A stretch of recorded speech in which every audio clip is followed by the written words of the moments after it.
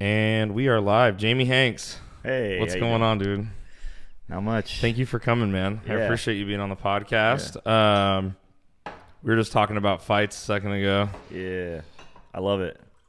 Did you catch the whole event last weekend? Yeah, I caught most of it. I caught Aspinall and Arnold. Patty? Yeah. You're not too excited about Patty. I think that there's a lot of like hype around him, but yeah, that dude gets caught a lot. Yeah, he was getting caught a lot in that last fight for sure. Yeah, he takes a lot of punishment, and I think that's going to catch up with him real quick. Oh yeah, yeah. Guys like Arnold though, that dude's a stud. As far as like British guys go, I don't see him beating the other guy that he had a feud thing with at the hotel. Remember they got into a thing. He threw the hand sanitizer at him, and then didn't he fight first on the card and had that mean knockout? Oh man, I didn't. And they're see supposed that. to fight. Okay. Yeah. So that's the whole setup now for the next Patty fight is that, and that guy's nasty, dude. Like actually nasty. But I forget his name, like Tortuga. Something like that. Tortega. Tortega. I can't remember, but yeah. Anyway, we'll have to do a separate MMA podcast. I've been kind of wanting to do it and just have like random people that like it on. And my buddy's a fighter. He just fought. He fought recently, and unfortunately he didn't win. But you actually know. I think you know him, Taylor Hunter. Maybe you know him. Sounds familiar. He was in the American Me music video like forever ago. Okay. Yeah. And he went on tour with them. He used to do merch for American Me like a long time ago. I'm sure I probably know him. I am terrible with names. Cool. But if I see your face, there's a good chance I'll remember you. You've been all over the freaking world playing shows, so it's like they run together. Names get lost. Yeah. But yeah, man, how you been? I'm good. What have you been doing? Just working? Yeah, I'm just kind of at home now, taking some time, working. Sweet. I do anything and everything when I'm at home, so I'm just always busy. Okay. I don't like any sort of downtime at all. I'm one of those people who gets pretty messy if I don't. Do you have restless leg syndrome? You bounce your leg? Time. Yeah, I'm doing it right now. Yeah, I get super stressed out real quick if I'm not like always doing something. Dude, me too. Yeah. I wonder what that. It must be maybe a creative person thing or something. I don't know. Maybe. But it definitely, especially like if I fucking smoke weed or something, and I'm like haven't eaten and I haven't done a lot that day, I'll be like, am I a piece of shit? You know what I mean? Like I'll just start like crushing myself in my head a little bit and get like super anxious. And I have to get up and like clean. Yeah. That's why my apartment, I mean, it's not perfect, but like I keep shit pretty clean in here. You know, pretty clean to me. And it's me. I clean. Okay. Yeah. Yeah. But I'm the cleaner. She cooks. I clean. Okay. Yeah. You know what I mean? So, yeah. But yeah, I'm home a lot more too. So I'm just around cleaning. But yeah, I get antsy. Yeah. If I don't do anything. So. Yeah.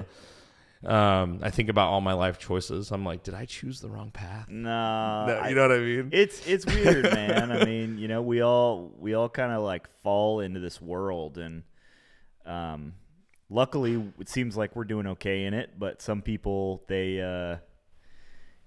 got to do a ton of stuff to keep it going, and some people just jump right in, and it's like skyrocketing. So, just stay on the path that you're on, and eventually you'll get to where you want to get. But even like I've been touring for like 15 years now, something like that, and there was never a point I have questions about, but we'll get there. Yeah, for sure. There was never a point where I was satisfied just being a touring artist.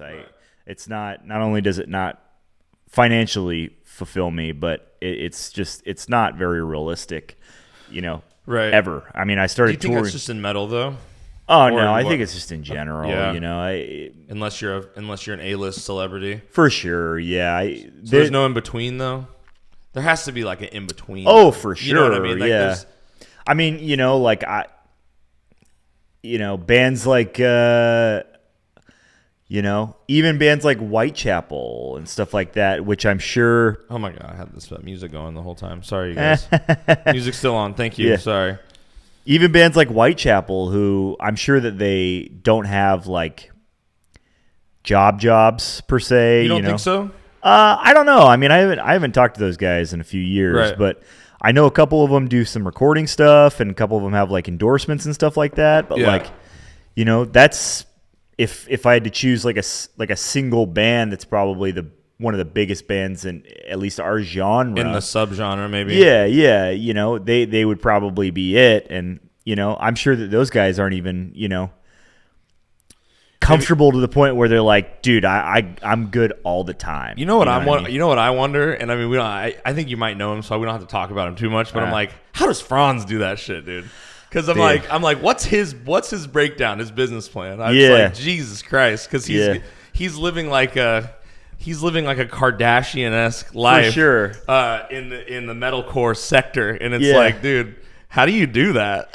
It seems like there is maybe some like buy-in and you'll succeed going on, but at the same time, he has a bunch of shit going on. Dude, that dude's got a ton of hustles going on. Right. I mean, like, I think he does. I've heard he does real estate stuff too. Yeah, I would imagine stuff we don't know about in the shadows. I would imagine he probably has a ton of stuff that's not like glitzy. You know, that's the big thing. Is like you kind of like show off your glitzy stuff. Like he is Stay Sick, which at one point, if you go to like a Warped Tour or something like that, every third person had a fucking Stay Sick shirt on. Right. You know, so he was crushing it for years doing that, and I'm sure it still does really well. You know, I'm sure they're still in Hot Topics and stuff like that, so that's a good revenue stream. And then he does good online, I'm sure. Yeah, and if he has like a decent deal with whatever record label he's on, I'm sure that they have a pretty good revenue stream. I don't know if they are right now. See that? I think they might be doing it on their own, but I don't know. In my opinion, if I had to choose, I would say, especially at his level, take a little bit of a hit on your numbers for like your first week sales and stuff like that, and just do it yourself, especially if it's him, because that dude has such a massive presence. Yeah. Obviously, you know, this guy's smarter than I am when it comes to stuff. He's got a good idea of what he's doing, but you know, it sounds like, you know, if he's doing it DIY, he's probably making a considerable amount more money on his streaming rights and stuff like that, and on his merch rights. I don't and stuff. know. I'll be curious to how the breakdown is, because I feel like he owns like the band. And then like everyone else is probably like he pays like them. A hired gun sort of thing.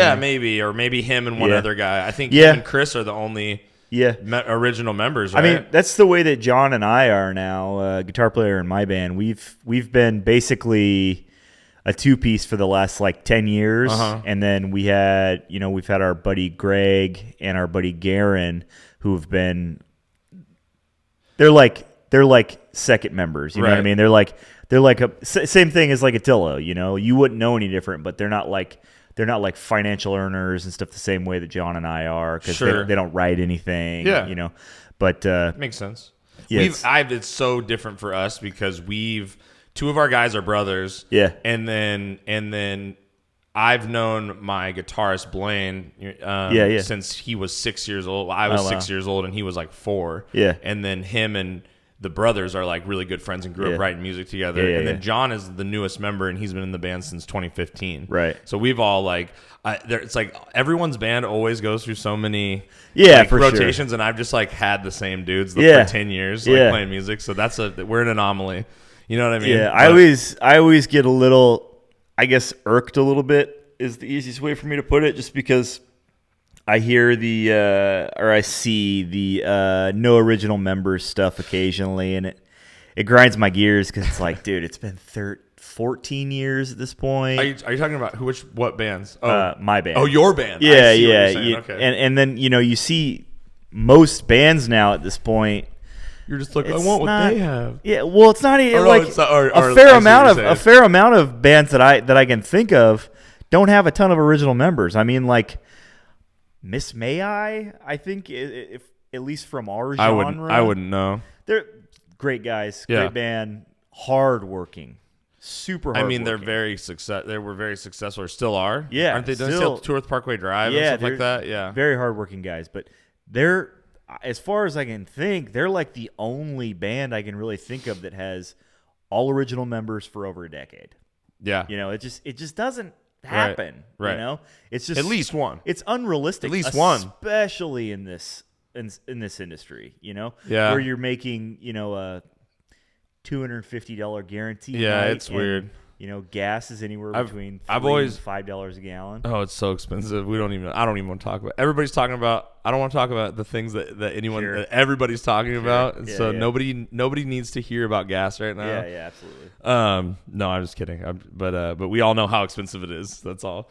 Sucks. No, yeah, but But yeah, it's weird. It's like I've always said that like being in a band is like running a business with 5 dudes, but you're like all in a relationship together. For sure. You know what I mean? Yeah. And you like have to make sure that like you're all doing okay as a group, and then each one individually. Are you and I cool? Is everybody cool with everyone? And then are we all happy with what's happening? Yeah. And then it's like, how's the business doing? Right. You know what I mean? On top of that, it's like, yeah, it's just so it's a lot of like feelings and business mixed together, which can get, I don't know, overwhelming. A lot of people didn't grow up with good communication skills. For sure. And they're just like, fuck this and leave, you know, and then. How can we all make compromises without absolutely exploding on each other while essentially living in like a van, the smallest studio apartment with 5 guys that you've ever been in? On wheels.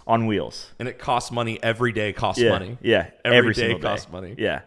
Not only does every single day cost money, but, you know, you're basically always working, because if you're not like physically playing, which is, you know, 30 minutes to about an hour at most, right? You're driving somewhere, or you're setting up, or you're. I honestly, when I first started doing it, I was like, I thought there'd be more time to play. No, there's less time to play. You don't have that much time to play. Yeah, it's just going and doing. Yeah, and then get a day off or something. I'd be lying if I said I wasn't a little bit of a lead singer occasionally. And split out a little bit early during. We have to be kings sometimes and just enjoy during sound checks and stuff like that. Oh yeah, I load in. I'm a loader. I'm a singer loader. I'll load in and out. I'll do ins and outs. Yeah, I'll do ins and outs. But I'm not gonna sit around while drummer sound checks for 45 minutes or. No. I'll set up stands and then leave. Yeah, I set up stands. I'll help them out. I'll open stands and then I'm out. Yeah, you know what I mean. Yeah, pretty much. I'll pull a cab up on stage or something like that. Sure. You know, and off stage. But they chose that life, dude. Sure. They chose. They chose it's expensive. They chose their instrument. Yeah. You know? My microphone fits in my pocket. That actually is a good segue. I want to go backwards now. I want to go a little bit back. So what's the first thing that like you ever got into? When did you start getting into doing music? Yeah. Because are you more than a vocalist? Have you played other instruments? I assume you've had some kind of musical interest before you just were before you went into metal bands. Yeah, I mean, I dabble with like bass and drums and stuff like that. That's the same with me. Like I kind of dabble with everything else. I grew up playing a ton of sports, like to the point where I was kind of like in an athlete family. Like, okay, what wasn't sports? Really allowed. Everything. Yeah, I mean, you know, tennis? It was Golf? the four big sports. It was like baseball, basketball, football, soccer. You had those flags on your wall with your name on them and shit. Yeah. I did too. Yeah, I did too. My parents wanted me to do that. They were like, "You're gonna play a sport. You're not gonna go all year and come home and just play video games. You're gonna pick a sport." Yeah, I had to pick a sport family. Yeah, I was always a very like. And so I tried them all, and I didn't really like love them all. I wasn't very athletic. I'm more athletic now in my 30s than I was as a kid. You know what I mean? And like, I wish I could go back and like be on the football team, like try, but I wanted to get the fuck out of there. Yeah, you just got to grow into your body sometimes. I basically my entire life I did sports, you know, so my mom was always kind of against, I wouldn't say she was against like band and stuff like that, but it wasn't band practice, like band class. Like class. Oh, okay. Yeah, it was. She was like, "This is." We were sports. poor, so sports were like you can get out of the house. Typically, it's cheap. A trumpet rental is like, you know, $100, $150 a semester, something like that. It's not and good. That's a lot of money for music is a money pit. A broke ass in general. Kid. Yeah, I grew up with a mom and a grandma for the most part, so I just we had to cut corners anywhere we could, and a basketball court was down the street, you know, so it was cheap. Right, cheap entertainment. Yeah, cheap entertainment. I think maybe.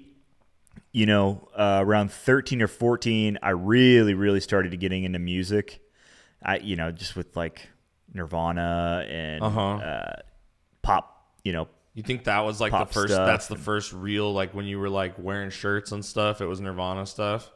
Nirvana shirts. And I think probably my first shirt was probably like some sort of like Ozzy thing. How old are you again?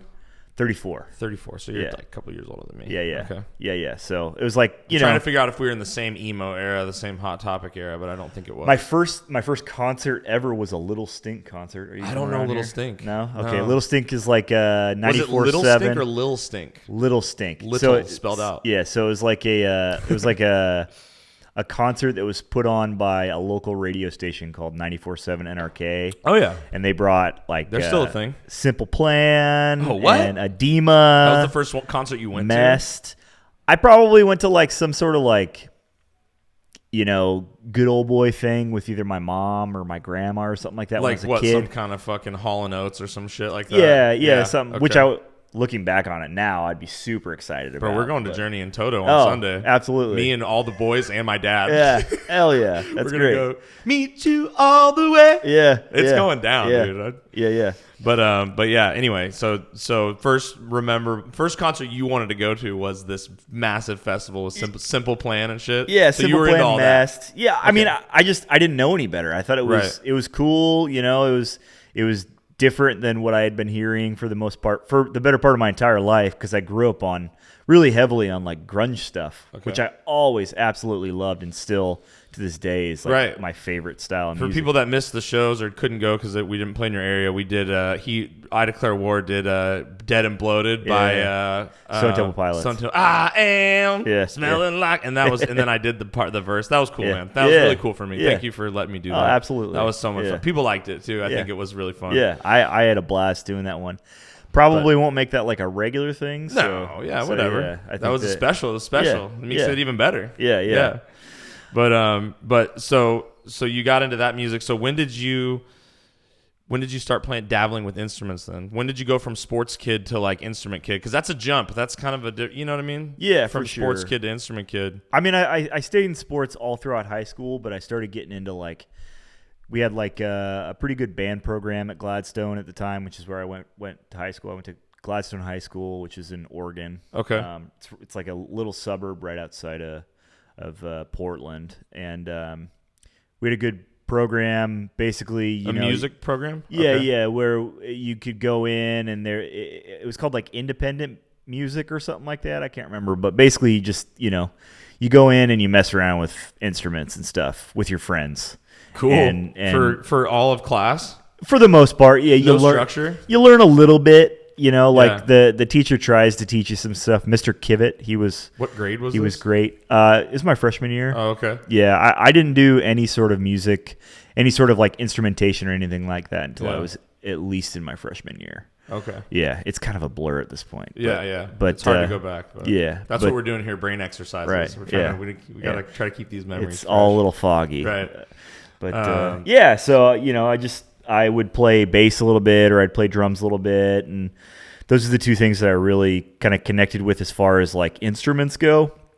I could never play guitar. I'd love to learn how to play guitar, and I'd like to like actually pay to take some lessons. Blaine will teach you how to play guitar. Yeah. Yeah, fuck yeah. He knows theory and scales. Yeah. And At this like point, I just want to learn how to play some bar stuff. You know what I mean? Austin, our bassist, is like he teaches kids all day. Really? Yeah, he's like a music teacher, and he got his master's degree in music when he was like 21. Wow. He's been in the band the whole time. Wow. He's such a diva. He used to do orchestras at 7 p.m. Yeah. And then drive to Portland to the Hawthorne from Eugene to headline a Sisyphean Conscience show when we had our other band name. So he might be the hardest working member of the band. Yeah, that's key. Great. Very low key. Yeah. No, but anyway, he could teach you whatever you want to learn, man. Yeah. He could teach you some music. Well, but yeah, he'd trade you for something. I don't know. Yeah. But yeah, so you start playing instruments in this class, and so how does that translate to like? I guess when did you go, like, you were at the these concerts, when did you start going to like metal concerts? You know what I mean? Like, when did you start going to like, when was your first like heavy like death metal, deathcore concert? You know what I mean? I mean, my first like 3 CDs that I got from one of those like dollar you pick CD things. You know I what I remember mean? those in the magazine. Or it was Nirvana, Nevermind, Sabbath, Bloody Sabbath, and then like Spin Doctors or something like that. I don't know. Nice. I had that CD. Most of it I went by like album artwork, and I thought the album artwork, Nirvana, Nevermind, I already knew about. But like Right. Sabbath, Bloody Sabbath, I was like, damn, this looks cool. So I got that one. And that was kind of like the gateway for me. And I didn't really start going to like metal shows until probably my sophomore year when I met a couple guys that were a year or two older than me at my high school that were kind of into like, you know, metalcore or like early metalcore and stuff like that, like Converge, Botch, Coalesce. But okay, Botch is a fucking awesome band. If you get a chance, they're from Seattle. They're You'll like have to school me on it. Yeah, they're like I think at this point it's like members of ISIS. I'm in like album mode right now, so my music intake is low. Okay, you know what I mean? Yeah. If that makes sense. I can only afford to listen and spend any time listening to our own shit. Yeah, for my brain right now. I'm so burnt out on music. I've been listening to podcasts almost exclusively. Me for too. The last, I've been listening to podcasts and my shit that I have to work on. Yeah, like it's fucking like it's homework. I'm kind of in the same boat. Yeah, so but I think that's okay though. I think that's good. Yeah, you need a break. I think it's like knitting, like football players. They say football players knit on the bus. To you know what I mean? Yeah. You got to find your knitting with music when you're doing heavy music, like whether it's listen to a completely different genre or something, or listen to podcasts or not listen. Sometimes I'll drive, Jamie, and I'll listen to nothing at all. And I'll sit there in the silence, and sometimes it feels so good. Yeah. It might be the only time that I can actually achieve silence. You're you know lucky, what I mean? Man. I can't. And so I try to be meditative about it. I need something going, man. Yeah. Like I can't. I get super stressed out if I don't have. I think a lot of people do. Something like I think that. a lot of people do. Until I go to bed, and then it needs to be like dark light, or dark, blacked out, quiet. I've had some nights recently where I was just racing. Yeah. Like all these things I want to do, all these ideas I have and stuff, and I'm just like, you know, sometimes I'll go through a day and not work on my goals, and then I'll hit the pillow and I'm like, I have all these goals. Yeah. And I just like don't, you know what I mean? And like that's when you want to think about them, dude. Right, It's like right when I fucking hit the pillow, I got to go to sleep. It's 4. Right. It's 3. It's however late. How late do you stay up? I'm actually an early guy. You're an early guy. Yeah, so I like to be in bed by like 11. I read for about an hour before bed, and then I might put like a black and white movie on. Okay. Ooh. I'm kind of old school, or like, grandpa-y about it, but yeah. Is this a dating profile right now? What is this? Yeah. What's happening? Yeah. That's cool. What black and white movies are you watching? Mostly horror. Horror? You go sleep to black and white horror? Yeah. Like volume on or off? Volume on. Yeah, I like the old dark house. Isn't it like bad for you to sleep with TV on? My girlfriend has to sleep with TV on, and I'm anti. If it was me, I'd have no TV in the bedroom ever. I turn the TV off when I know I'm falling asleep. I need the TV off when I'm sleeping. Yeah, it's just I need something to kind of like wind down. The transition. Yeah. So right. I'll put something on. That also kind of allows time for my lady to kind of come in the room without it being totally pitch black. Right. She's a little later. She stays up a little later than I do. Okay. So I'm the late one here. Oh, really? Yeah. I'm an old grandpa about it. I was like thinking about, I'm like, how do I insulate this wall so that she can sleep? Because she sleeps on the other side of that wall. I'm like, how can we insulate this so that I can like stay up late and not wake her up? You know what I mean? Because sometimes I have problem being quiet. But anyway, sorry, dude. So yeah, to go back to I'm trying to figure out how you ended up on stage. Is basically that's the math equation here. So when did you go to show? So you got these 3 CDs. Yeah, tell me you got these 3 CDs. We're talking Spin Doctors, Nirvana, and Sabbath, Bloody Sabbath. Sabbath, Bloody Sabbath. I got the 3 CDs. I mean, I was obviously a huge Nirvana fan already, but I really connected with Sabbath, and from there it kind of just like snowballed. Where Spin Doctors wasn't your favorite? Not really. I couldn't even tell you a Spin Doctor song if it came on right now. Pocket Full of Kryptonite? Or no? Isn't that no? That's no. Yeah, there's a song called Kryptonite. No, not the 3 Doors Down song. Yeah, there's another one. There's another one. Yeah, I'm pretty sure. Yeah, you know more than I do.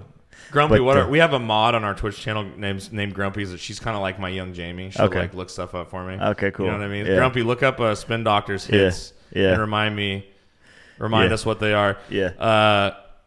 But yeah, I think God, they had another one. I'm trying to think of what it was. Fuck. My parents used to listen to that CD all the time in the car. You know what I mean? So it's here somewhere, but it's in the back of my. So Spin Doctor's not your thing. So not my thing. the two heavier options were your thing. Yeah. So I kind of snowballed from there. Right. Started getting into like punk and stuff like that, and obviously the intro was like, for me at least was like Blink-182. Oh yeah, me too. Dude Ranch and stuff like that. Amazing. I was obsessed with Blink-182, man. Yeah, Dude Ranch is still to this day is a fucking great punk record. Before and after I found like Korn and Metallica and stuff, and like Slipknot sort of, but that kind of like new metal stuff. Before and after, sandwiched between was like always Blink-182. I was always listening to that throughout, even when I went more on the heavy side. Yeah, like I kind of went like Korn was always there, because I grew up on MTV and stuff like that. Are you a Korn guy or Slipknot? Oh, fuck yeah. I love them Korn, so Slipknot. Much. I think they're my favorite. like Limp Bizkit. I mean, I grew up, basically smack dab. It was trendy again to like Limp Bizkit, by the way. I've been listening to Limp Bizkit the whole time. Yeah. We have. Yeah. Both of us. Yeah.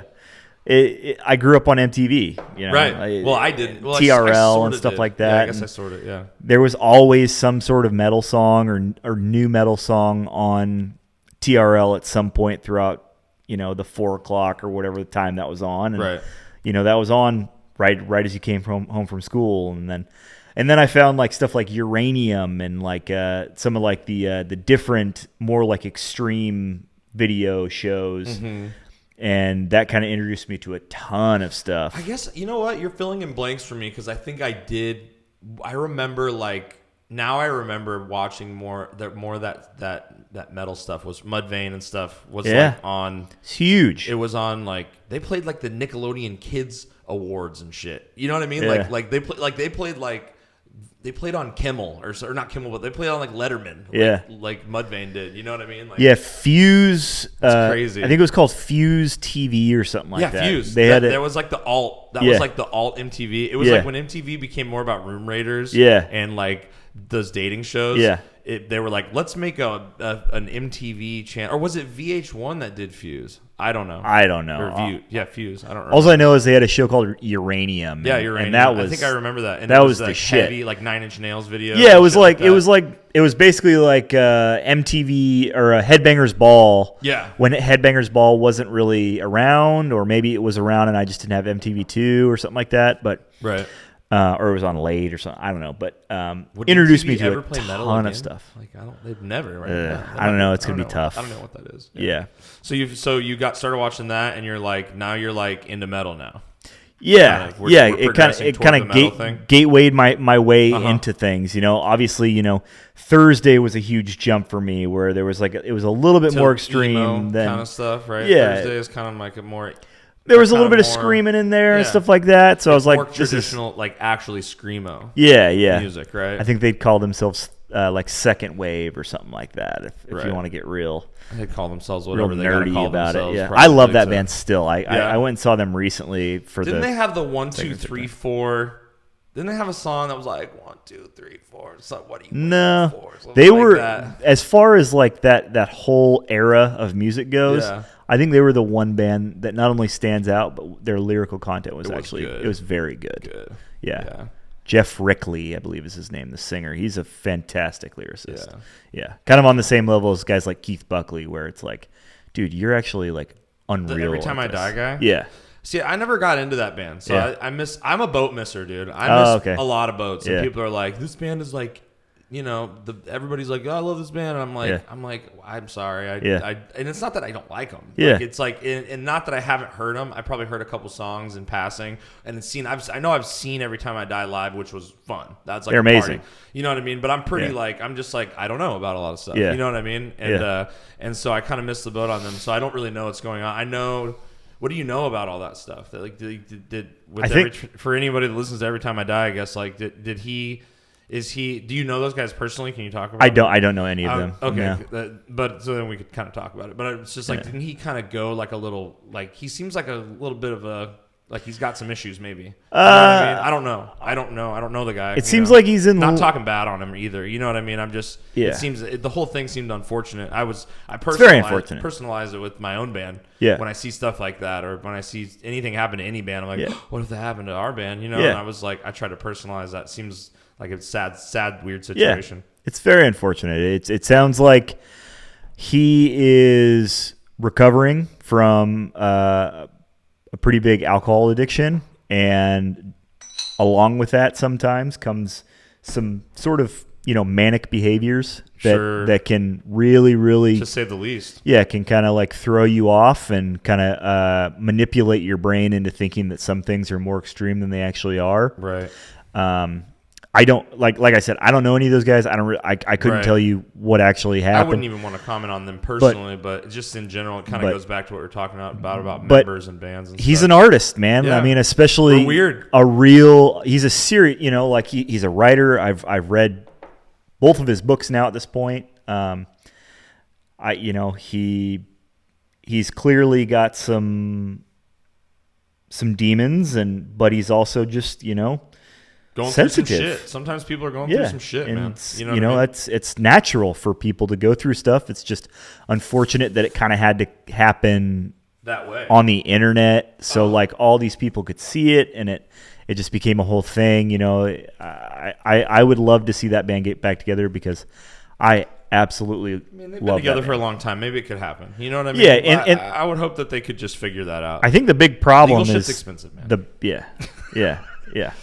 It's tough, and it's two brothers too. So that sucks. Yeah, I think that's where it gets. But touchy. anyway, so you get into this music. When do you go? When you start going to shows? What was your first kind of heavier show like this? You know what I mean? I probably started going to shows around the same time as I started playing shows, pretty regularly anyways. These are like Satyricon days in Portland? Yeah. Even before Satyricon, there was a place called Davy Jones Locker. I started a band with my high school friends when I was either a sophomore or a junior. I was gonna ask later on or whatever, but what your first band was? My first band was actually, I was either a freshman or a sophomore, and we played one show. Sick. We played. I think it was still called the B Complex at the time, which, I mean, it's been called the Loveland. It's been called the Meow Meow. Yeah, all Rittore. I'm so glad that place is gone. It wasn't necessarily my favorite venue, but I would love to have an all ages venue still in Portland, and that's kind of going away. Yeah, it's unfortunate. Thank God the Hawthorne's still there. Yeah, and even the Hawthorne has its issues. Yeah. So that was kind of like the intro. Played there, that fell apart, and then my next band, I was probably it was like a year later or something like that, and it was with some friends of mine, and we played every week. Like every week we were playing at either Davy Jones Locker. There's a place called the Food Hole, which is now a bar in Portland called the Tube. If you're from this area, you might know where it is. The Tube. Yeah. That used to be a place to play a show. Yeah. It was a dump, but it was great. It smelled like hot dogs for some reason. I don't know why. Cooked or raw? Like boiled hot dogs. It was. Sounds like the Costco food area. Yeah, basically. Oh my Lord. And then did your clothes smell like that when you got home from there? Probably. I don't know. Yeah. But I got a ton of experience out of that, and I met a bunch of people that I've stayed like lifelong friends with. I don't see them all the time anymore, but like people that I still consider like good friends in the Portland scene and stuff like that. And obviously we're all grown up, so those guys are going away a little bit, but it's good to have some buddies whenever you go to a show that you can kind of cling on to. Oh yeah, shows are like reunions now. For sure. Yeah, it's like family. We have family reunions like 12 times a year. Yeah, you know what I mean? Like once a month, probably. Right, once or twice, for sure. If it's October, especially if you're going to like some sort of like nostalgia thing. Yeah, like I said, I went and saw Thursday recently, and I saw a ton of friends from like high school that I haven't seen in like 10 years, and you kind of get a glimpse of like the reality that they're living in compared to your reality and stuff like that. It's kind of a trip. Sometimes it's a little sad, to be honest, but yeah. You know what I mean? Yeah. But yeah. So what was the first show that you went to? I'm sorry.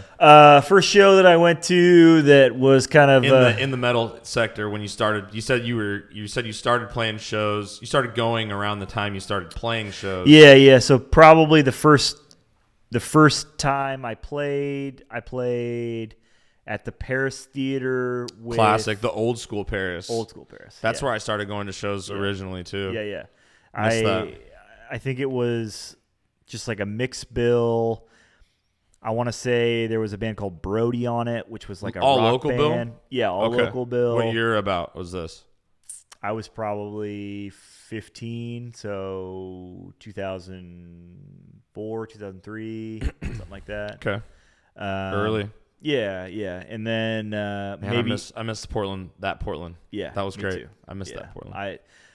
My first show, actually, I would say that my first show was before I played.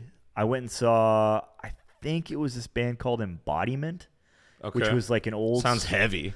They were like one of those like solid state bands that they went from kind of like a death metal band to like a rock band, and I caught them during like the rock era. But it was so fucking good, dude. Just shredding like major scales. It was like so blues, good. like bluesy kind of rock solos. I yeah. can just imagine. We saw a band on tour from Long Beach. Yeah.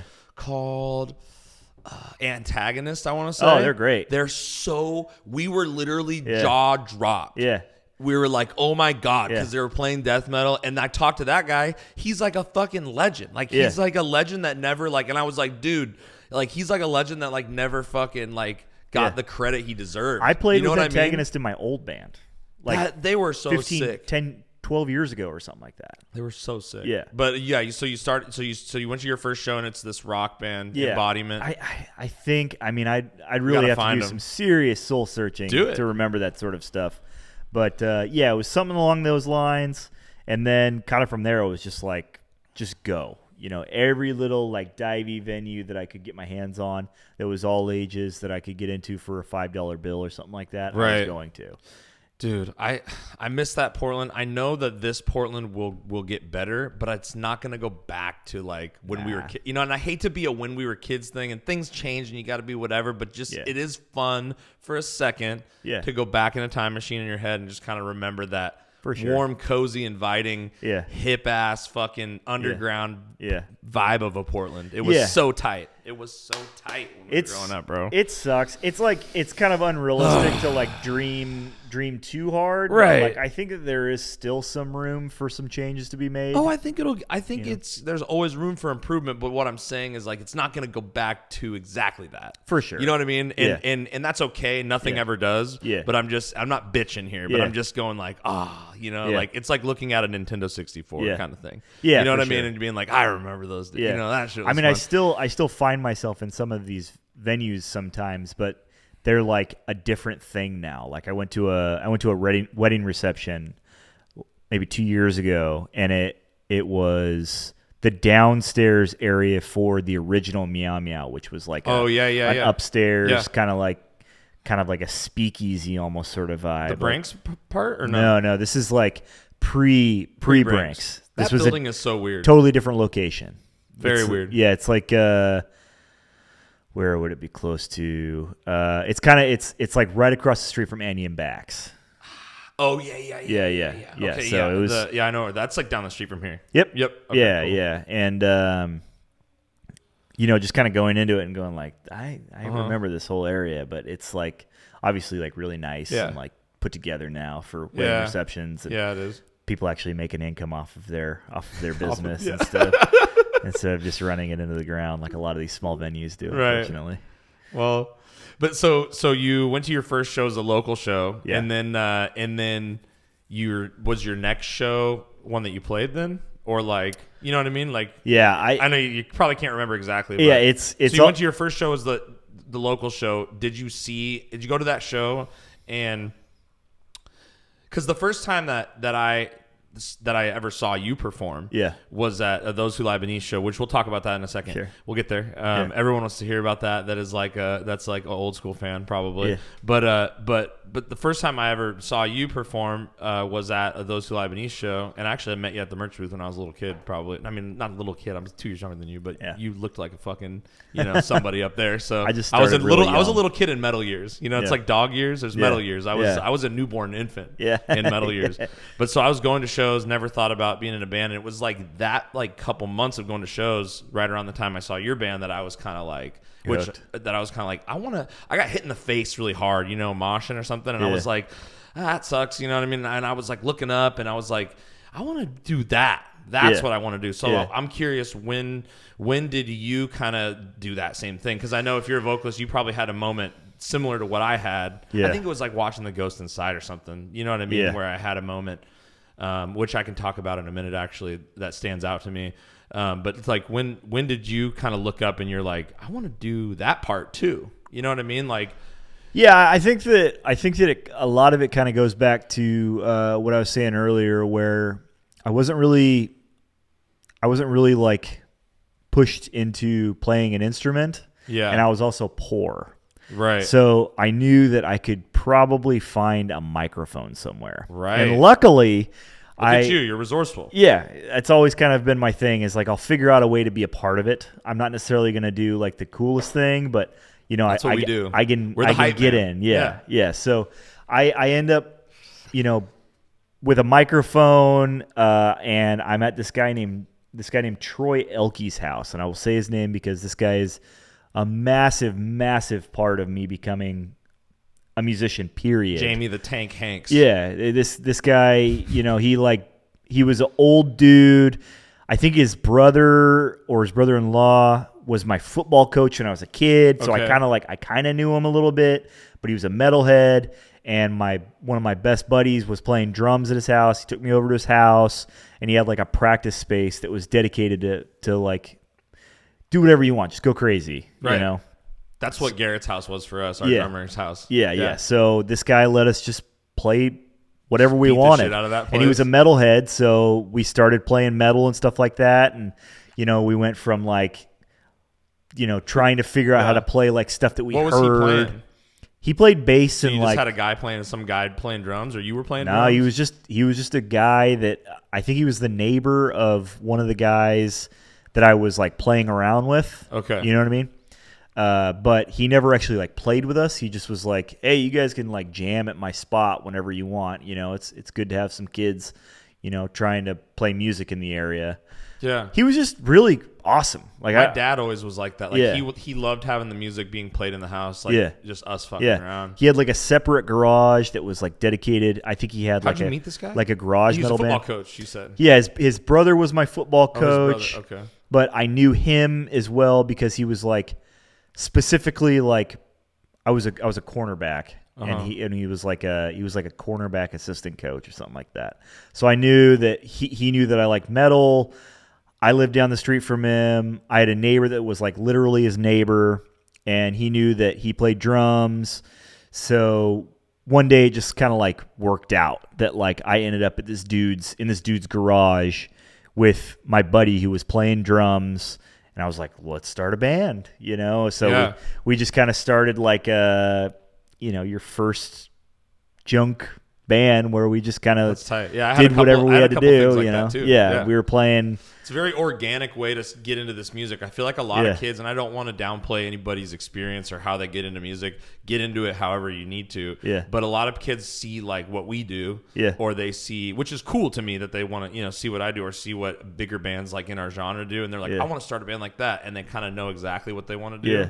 And that's like a totally different experience than kind of what we had. Cause we're just like, we just kind of grabbed what was near us and just went and tried to do different little things and then finally ended up here. I think the biggest difference between now and then is streaming just wasn't a thing. No, yeah. When I was in the internet younger, and none of that. And MySpace, when I got into like being in a band, wasn't like, Yeah, it started coming around like I maybe 2 or 3 years into me being in bands and stuff like that. But like I had to like seek out stuff that I was interested in. So, I would go to like, I grew up really kind of gatewaying with like. Turn that a little bit just so it's kind of facing you a little straighter. It's all good. My neighbor was a metalhead, but he was into like Tooth and Nail and like solid state record stuff. So like stuff like, early Norma Jean, Zayo, Living Sacrifice, 18 Visions, stuff like that. So I kind of like gatewayed myself into that stuff.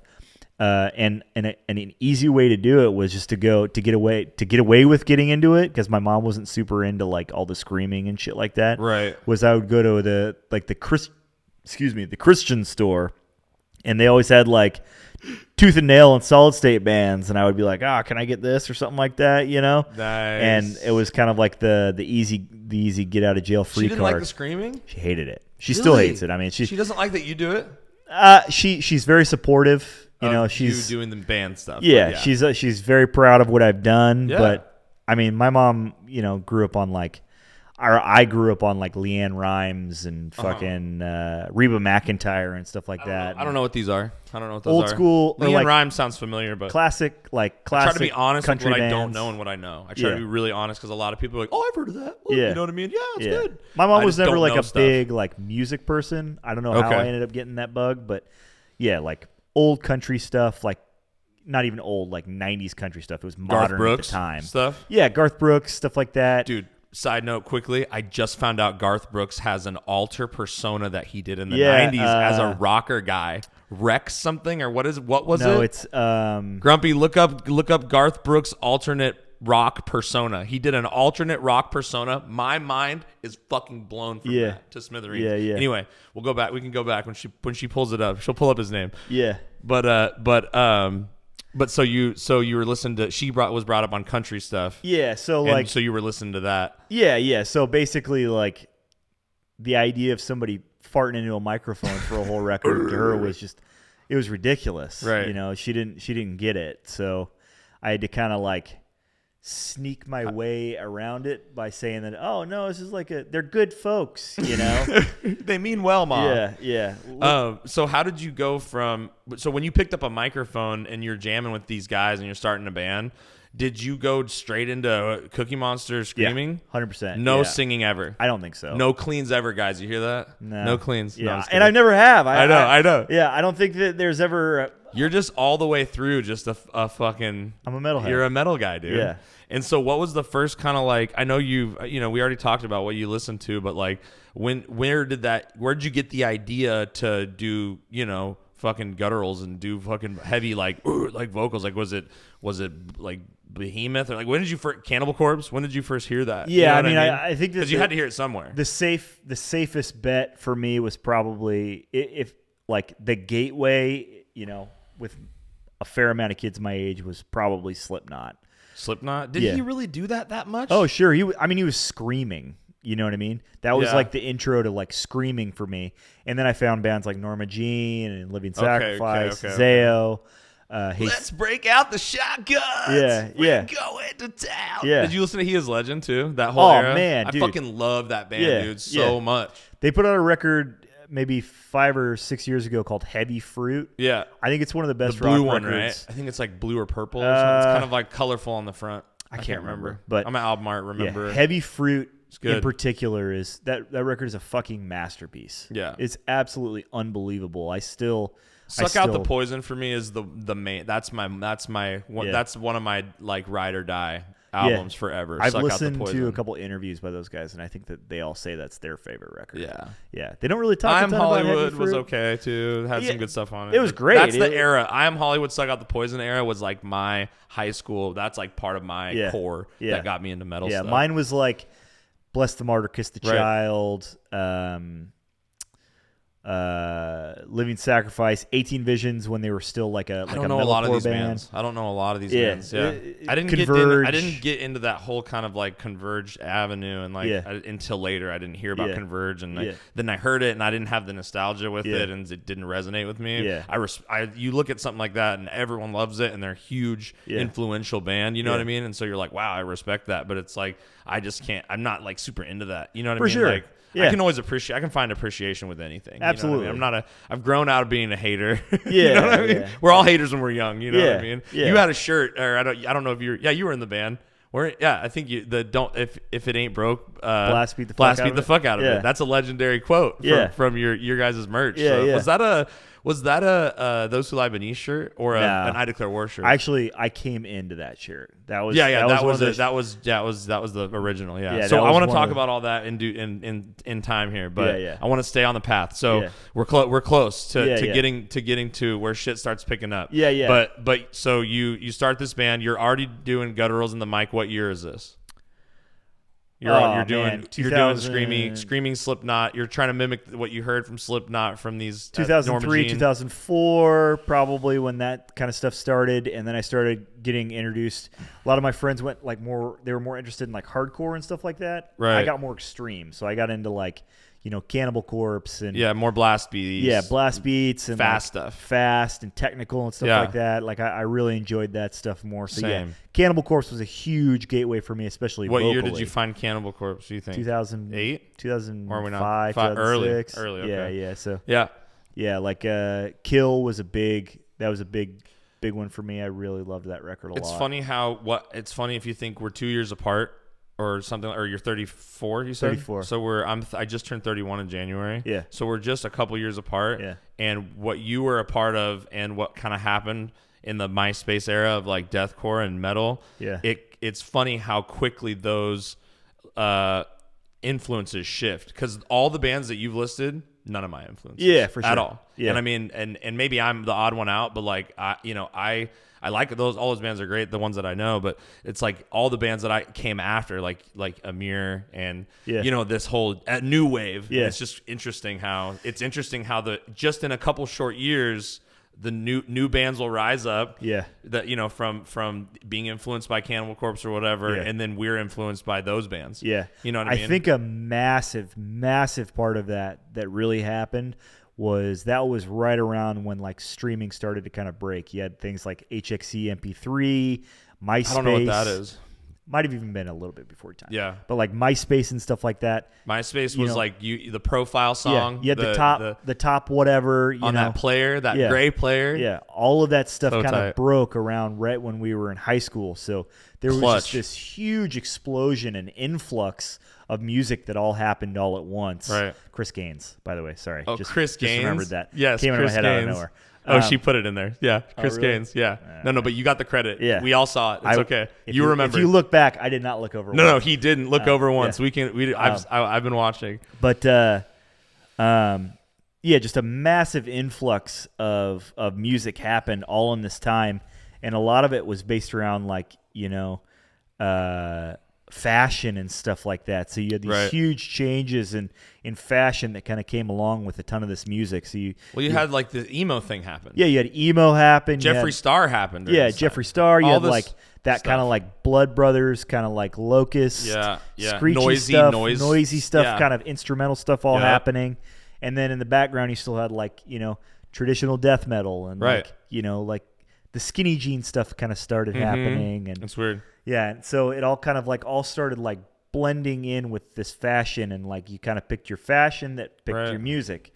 And I never really had a ton of interest in like the fashion side of it. Same, yeah. So I just, I kind of stuck with what I liked. Yeah. And I think that might have based a ton of my like kind of broad, but like not necessarily the most well-known bands in music.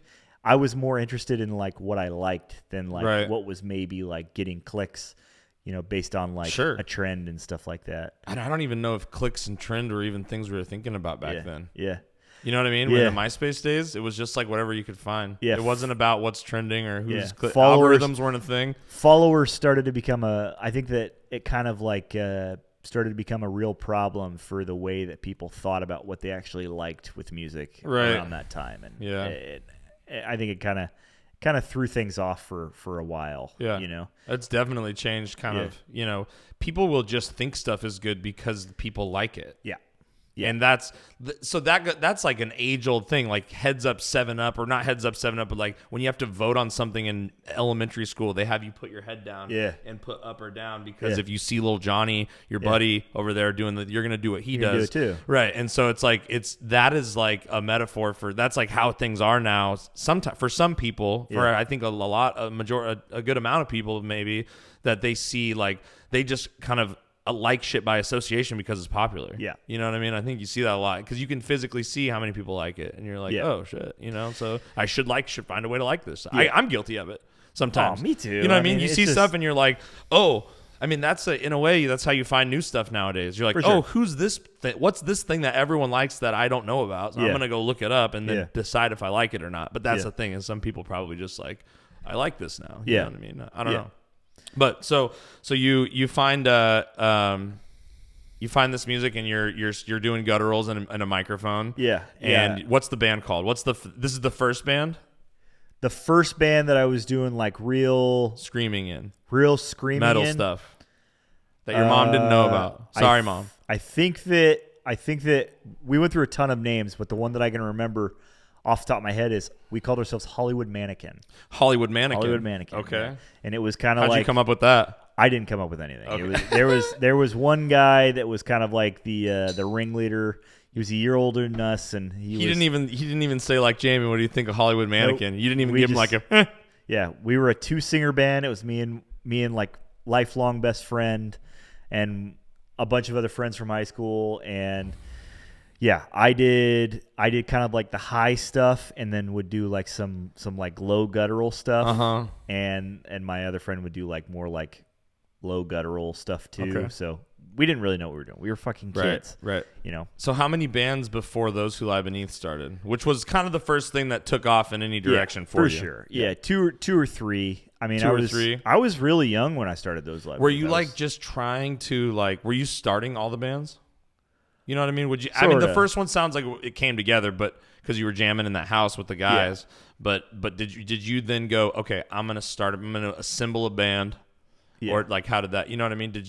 Was it just you and like a guitarist guy? Let's write some metal. You know, are you like going out? Did you have a vision of like, I'm gonna be a singer in a band? Yeah. And we're gonna make this work, and we're gonna fucking grow the band. Is that what you've always kind of wanted to do, or was it just you were doing it to do it because you wanted to do it? I just always had kind of like an idea of what I was looking to do. And I would be like, oh, that's pretty cool. I could probably do that. Right. And I would just jump in. And you just liked it, so you naturally just kept doing it. Right? Yeah. And then Those Who Lie Beneath came around, and there were a couple guys. You and Kyle and Scott, right? So there were a couple guys that had already been in a band together called Two Fall Victim, which was like I've never heard of that. A local band. Didn't really do much. It's not a bad name, actually. Super cool name. Kind of holds up. They were a killer band, too. Who was in that band? Kyle? Kyle was in the band, and then this guy named Jake. He plays drums. He's still kind of like a local drummer. Kyle's the guitarist for Vitriol. Yep. What's his last name for people? Rasmussen. Kyle Rasmussen. Yeah. Vicious Weapons on Instagram. He's such a nice guy. Killer guitar player. Such a nice guy. Fucking, amazing guitar player. And then Taylor, who plays guitar in my other project, Sacrificer. Taylor what? Taylor Danley. Danley, that's right. Yeah.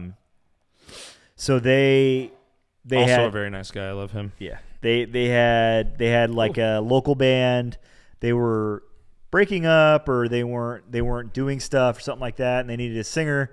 So I tried out, and I basically just did what I thought that they would like, and I think that there was maybe some hesitation because what they were you nervous about it?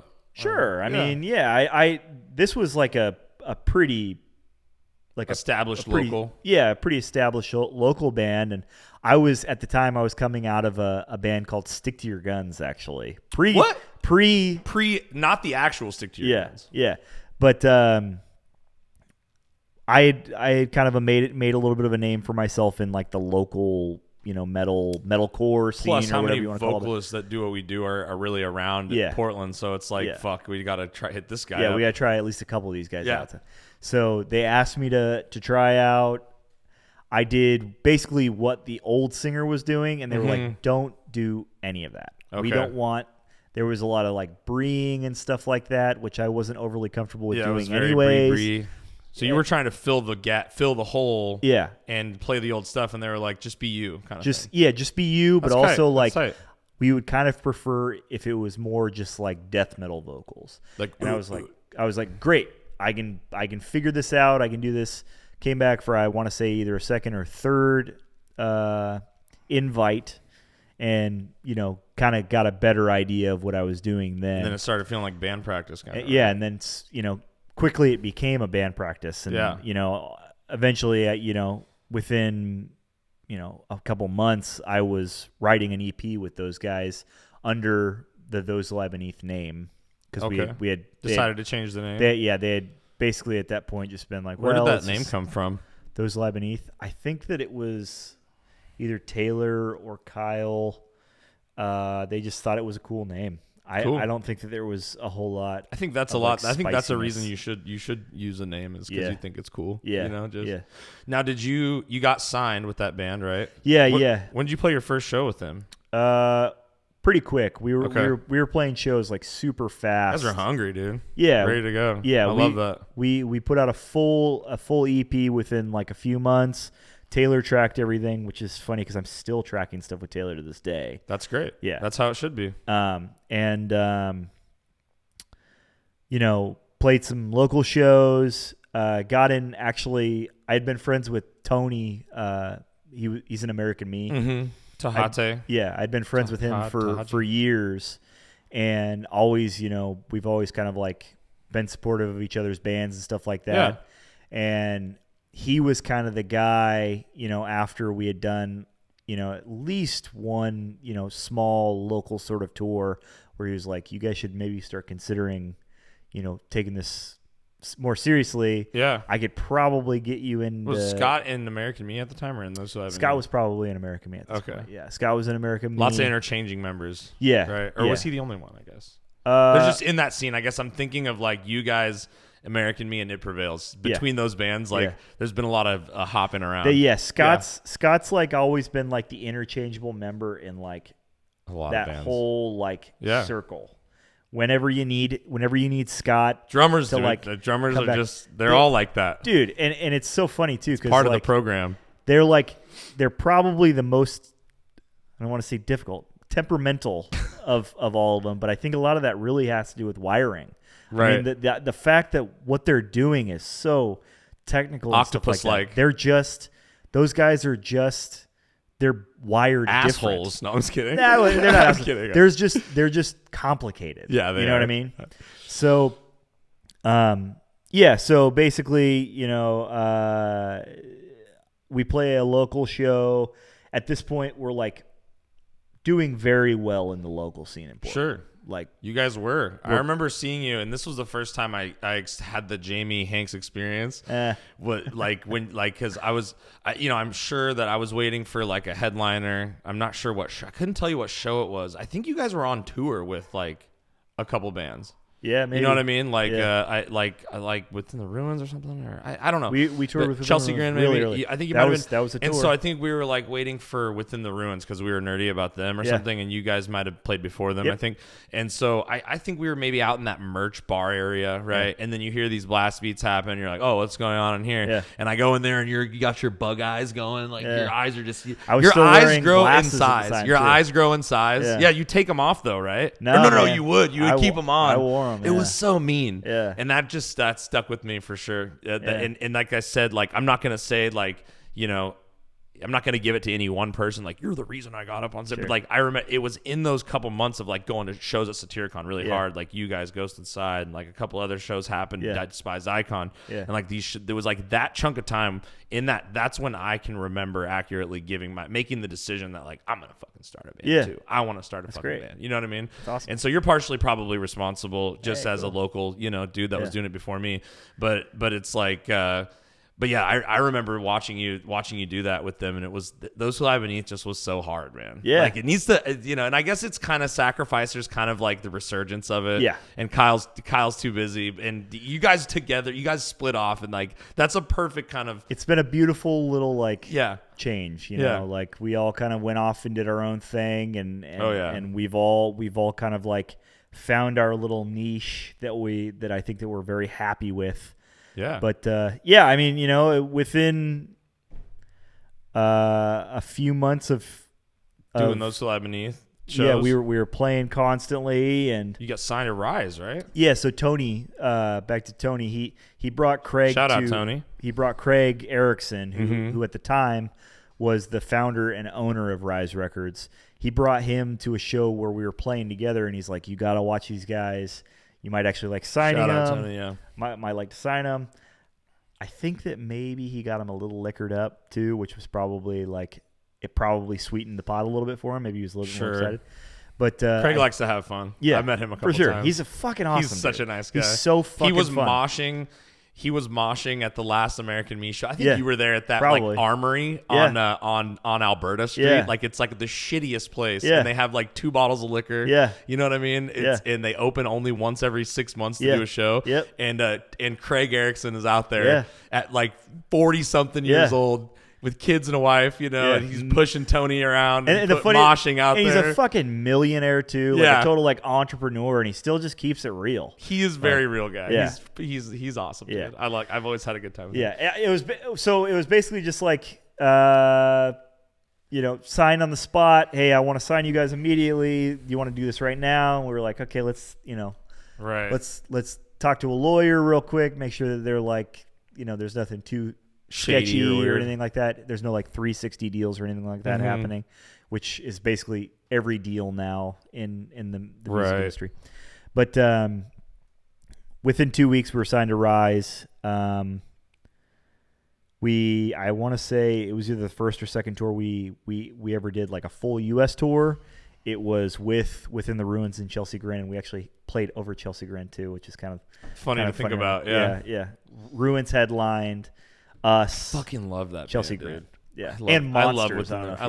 Dude, I'm really good friends with Frank. Yeah, from Monsters. Yeah, some, which is super random, but like we made friends completely outside of metal stuff. Yeah. But I still catch up with Frank every now and then. I know they did a reunion in Chicago like a few years back, but I would love to see like. He is doing stuff. Oh, cool. Low key with his buddies, the guys from Oceano, like old Oceano guys. Oh, cool. Like Danny. And the guy, I think the old Rooks guy. Remember Rooks? Yeah. Yeah. So that's only a couple people will hear this, so I'm not worried about it. But maybe I'm just lying and spreading rumors about. Hey, it'd be cool to see. Yeah, I think he really wants to get something done and do keep doing the music. You can tell when you talk to him about it. He's like the corporate life now, but it's like you can tell that he's got that inside of him still. Yeah, you know what I mean? He's still a crowd killer, a crowd director. I still talk to him every once in a while on like Instagram and stuff like that, but I fucking love him. Talk to him more. He's a great person to know, man. I follow him and stuff like that, and he's always in like high rises and shit. I'm like, Jesus Christ. I stayed at his apartment a couple times. He was working for Nordstrom doing like teaching people how to sell the credit card. Okay. You know what I mean? To like basically like he was like a trainer. Yeah. You know what I mean? Yeah, and I think he does something motivator. similar now for another big company in Chicago. So yeah. He's a good hard working white collar job guy. You know what I mean? So, but he still has that burning metal kid inside of him. Yeah. You know what I mean? He came out to a couple of our shows on tour that were in Washington and just to mosh around and get like just for a little bit get drunk. He's jacked now too. He's super jacked. But so you toured. How many tours did you do with Those Who Lie Beneath? Did you go to Europe with Those Who Lie Beneath? Yeah, it sucks actually. So how did that end? I guess too is another segue. We did like 2 years of touring in Those Who Lie Beneath, pretty consistent.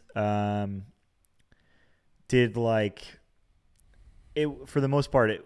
They weren't very good tours. They were like hard entry level. I've had a couple of those. Yeah, hard. We tried to keep those to a minimum and just wait until we were popping enough on the internet to have a good agent or something to go on a tour. But we really started touring. Did a couple of those in 2008. Which I mean, if you look back on, outside of right now was like the biggest financial crisis in history. Oh yeah. I mean, gas was like close to the stock market. Gas was close to like $4 a gallon at the time. We were making like $150 a night in guarantees, so we were basically like paying to drive to wherever we needed to go to. And I gotta pee really bad. Keep telling your story to the stream though. I'm listening. Yeah. So it was more or less just like kind of bunk tour, not bunk tour, but like not the best tour per se. And the tour that kind of like changed everything for us was near the end. We got an offer to do one with the Red Chord and My Children, My Bride in the States. And then immediately after the States, we would do Europe with the Red Chord, Rotten Sound, and Aborted, which, I mean, at the time was like, that was a fucking monster of a tour because the Red Chord was still like a huge act, and Aborted and Rotten Sound were like kind of like great stepping stone bands for us to kind of get out of like the deathcore stuff that we were kind of trying to get out of, but still kind of like trying to like keep a toe in more than anything. The Red Chord would have been so tight. Yeah, well, so we did 28 days. I love that band still. Oh man, one of my fucking favorite bands ever. Guy is one of my biggest influences of all really time. Oh, 100%. I love that guy. Guy. Yeah. So we did 28 days. It was actually called the Burgers and Bowling Tour, where we just had like burgers and bowling and stuff like that. It was us. Were you playing at bowling alleys? No. We might have played Magic Stick on that tour, which Cupertino is a bowling alley we played. Yeah, so fun. Have you ever played Magic Stick in Detroit? No, I think it's Magic Stick. I've never played in Michigan. Oh man, fucking great crowds. Still a thing, huh? Yeah, great crowds. So that was us, Red Chord, Chelsea Grin, My Children, My Bride, and Red Chord was kind of starting to wind down a little bit, I guess. Mm-hmm. Or they weren't like necessarily like doing as much. I think that they main supported My Children, My Bride headlined. At this point, Chelsea Grin was getting a ton of buzz. Mm-hmm. I think honestly they probably saved the tour. Okay. They were like the draw. They were the draw. Yeah. And then immediately after that, we were supposed to do Europe with Red Chord, Aborted, and Rotten Sound, which it would have been huge. Fucking huge. Yeah. We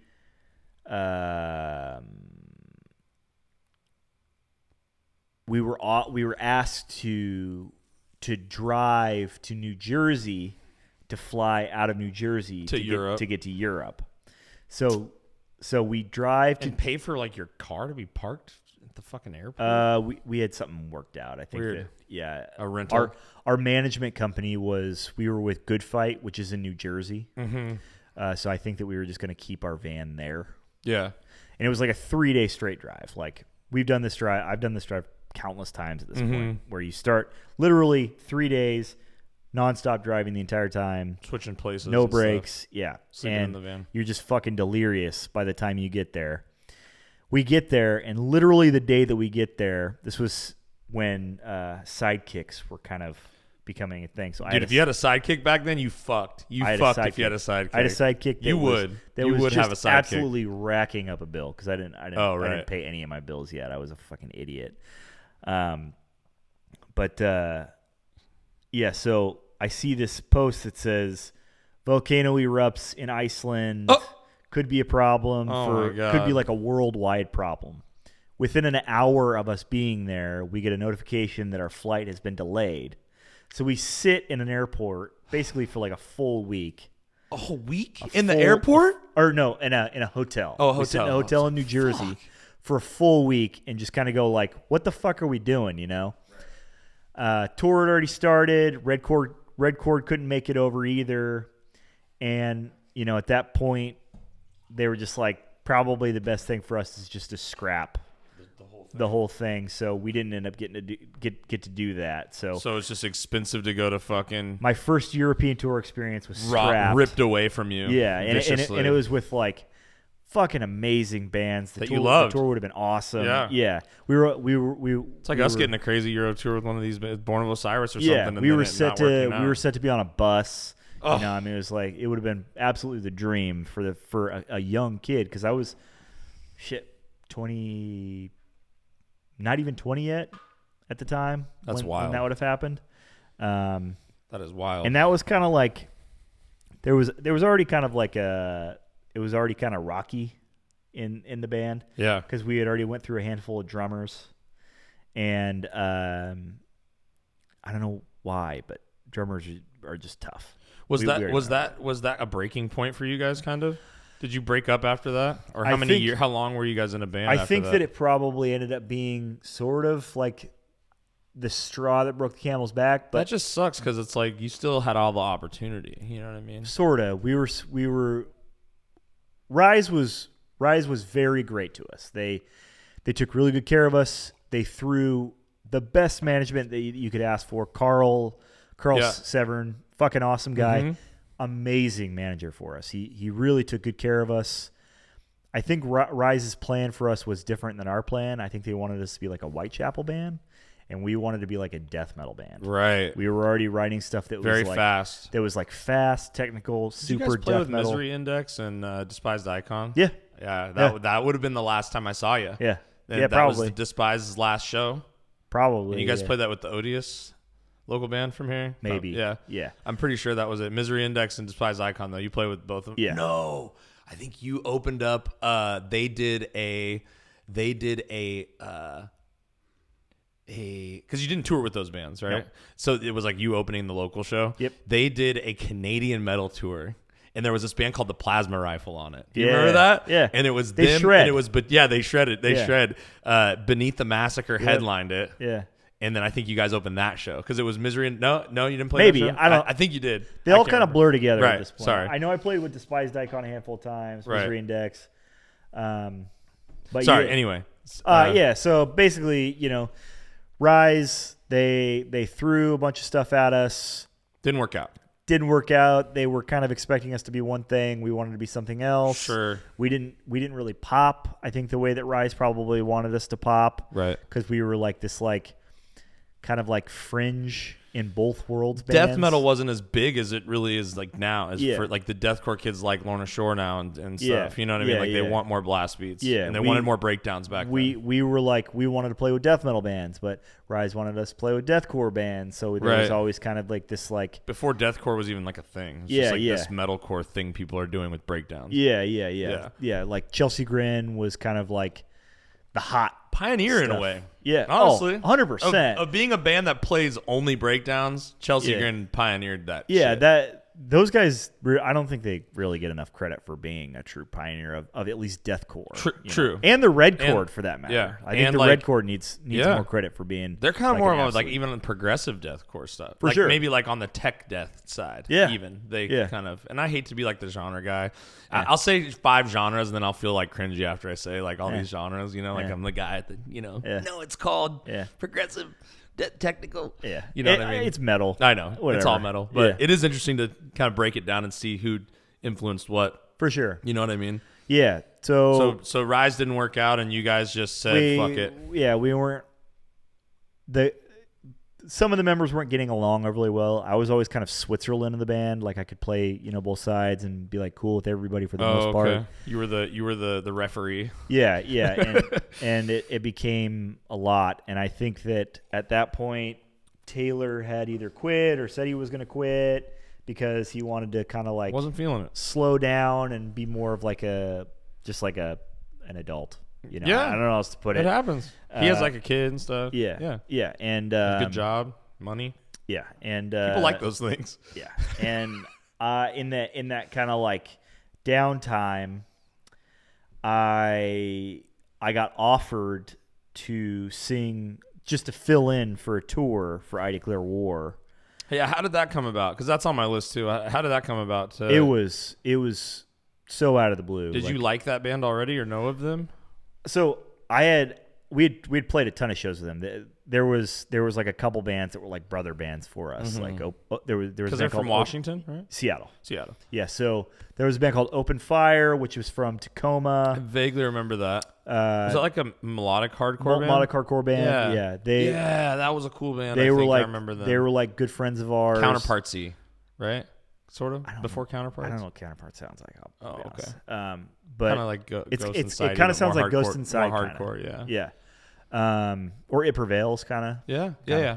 But that was cool. That whole era. Yeah. So those guys and I Declare War were kind of like our like buddy band. So whenever we went up to Seattle or Tacoma, we would play with them, and vice versa. Whenever they came down here, I got to know some of those guys, like basically like, hey, what's up? How are things going? Kind of got to know them. Yeah. Gave them my acquaintancy. Yeah. Gave them my number. Kind of like how we were maybe before you took us out on the little tour thing or whatever. You know what I mean? Yeah. Yeah.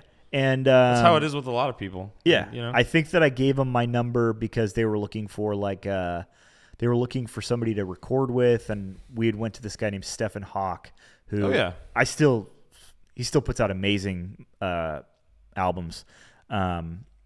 I gave them my number, and then gave them Stefan's number, and was like, yeah, call me. I could probably get you in with Stefan, which I'm sure that, I don't know, it was probably just. Did you help him out? No, I don't think they ever actually ended up going in with Stefan. Okay. But, so that's how you got their number. Yeah. Yeah. Didn't hear from them forever.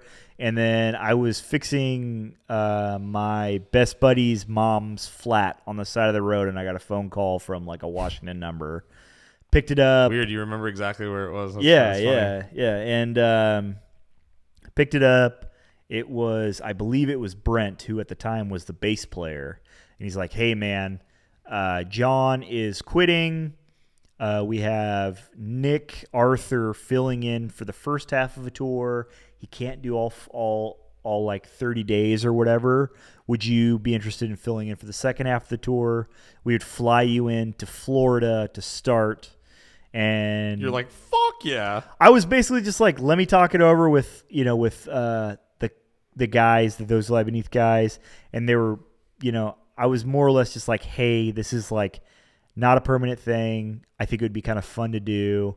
You guys weren't broken up at this point? No. There was just a downtime after the Rise Records thing didn't work out? We were still on Rise at the time. But there was like this like lull in tours. Oh, I see. Okay. I think that we had a tour set with This was after the Europe show got shot. Totally fell apart. Yeah. So we had a tour set up with Knights of the Abyss, and didn't that guy pass away? Yeah, Griff. Oh. Yeah, that's one of my best buddies, man. I miss so that guy sorry. So much. I didn't know him personally, but like I'm good friends with Seth from Animus, and they were really good friends, and Tim, and a lot of people. That guy touched a lot of people. Yeah, man. He was. They sounds like a really good guy. They called him the father. The father. Yeah, he was very fatherly. He was a very sweet person. Yeah, like he ruled. Yeah. But yeah, so we had that set up.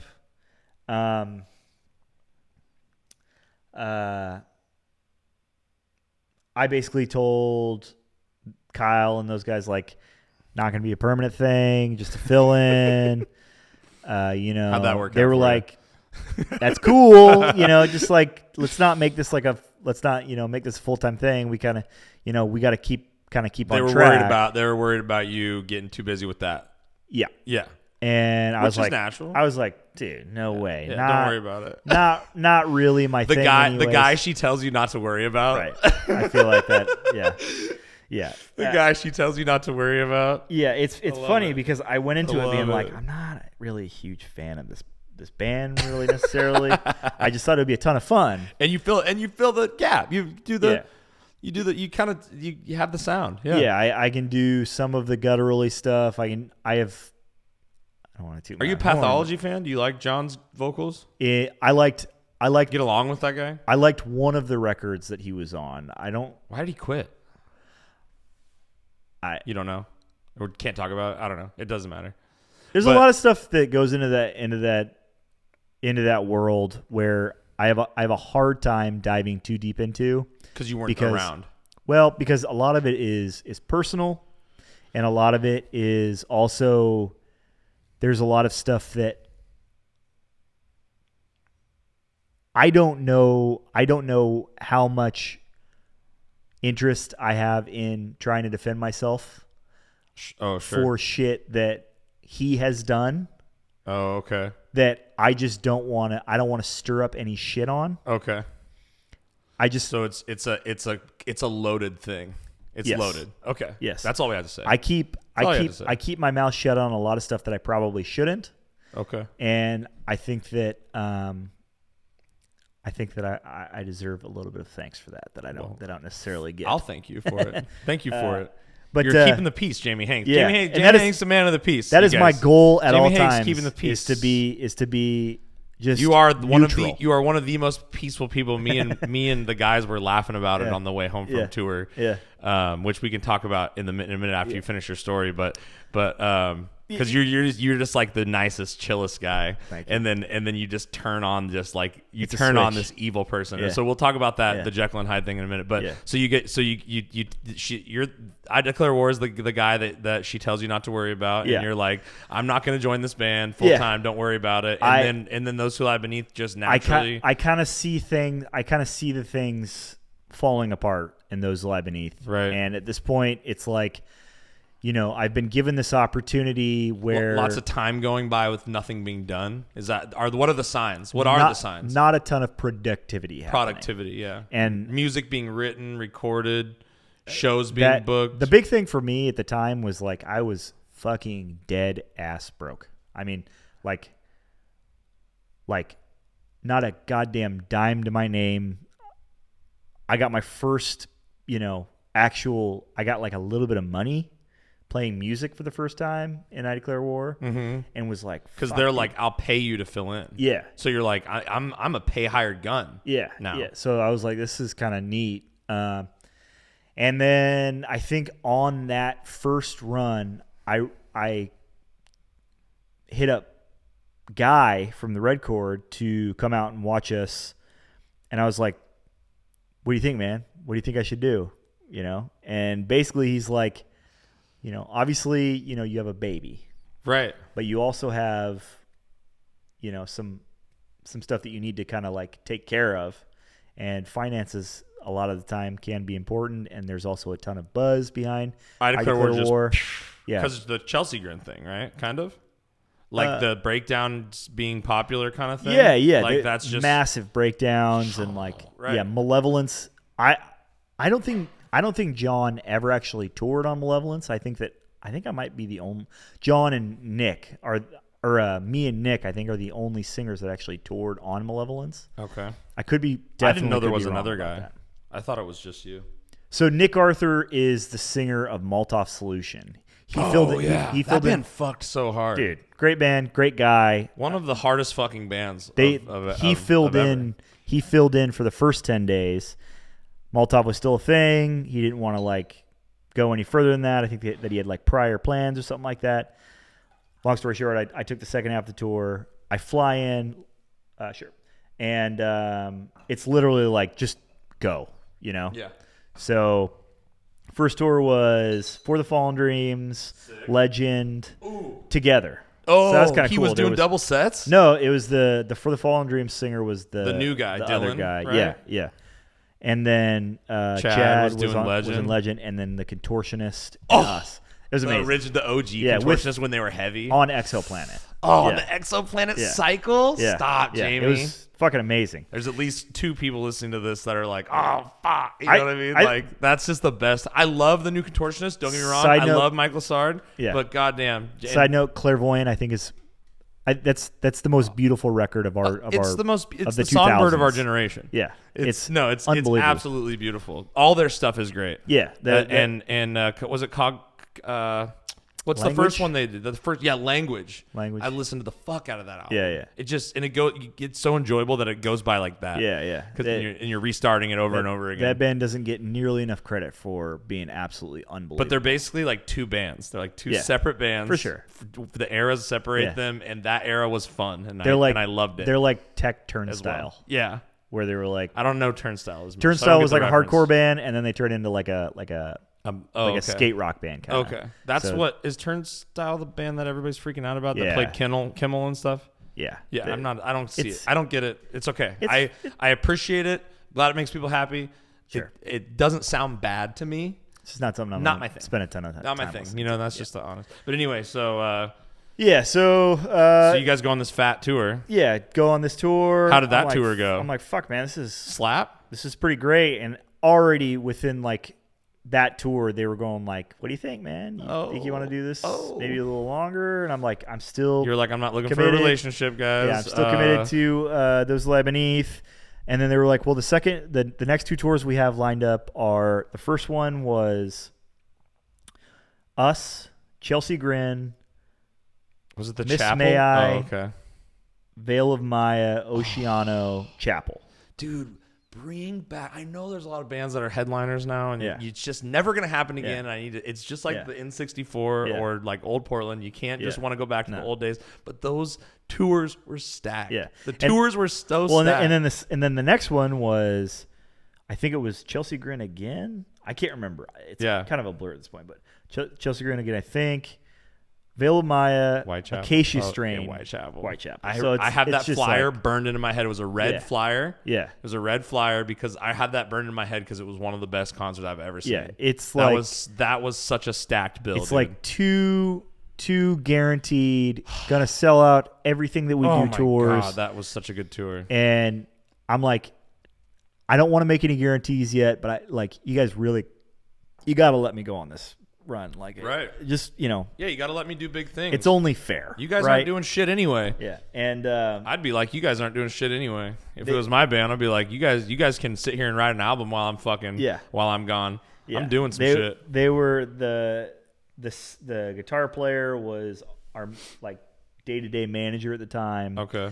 So we got on these two tours, and I mean, it was just kind of like, awesome. Fuck, man, I guess I should probably commit to this. This sounds like something that I could make an actual life out of. Yeah. Because at the time you were making money touring, and we weren't really making a ton of money touring. There's a lot that goes into that too. That's like, which I have on there. Touchy, I want to talk, feely, but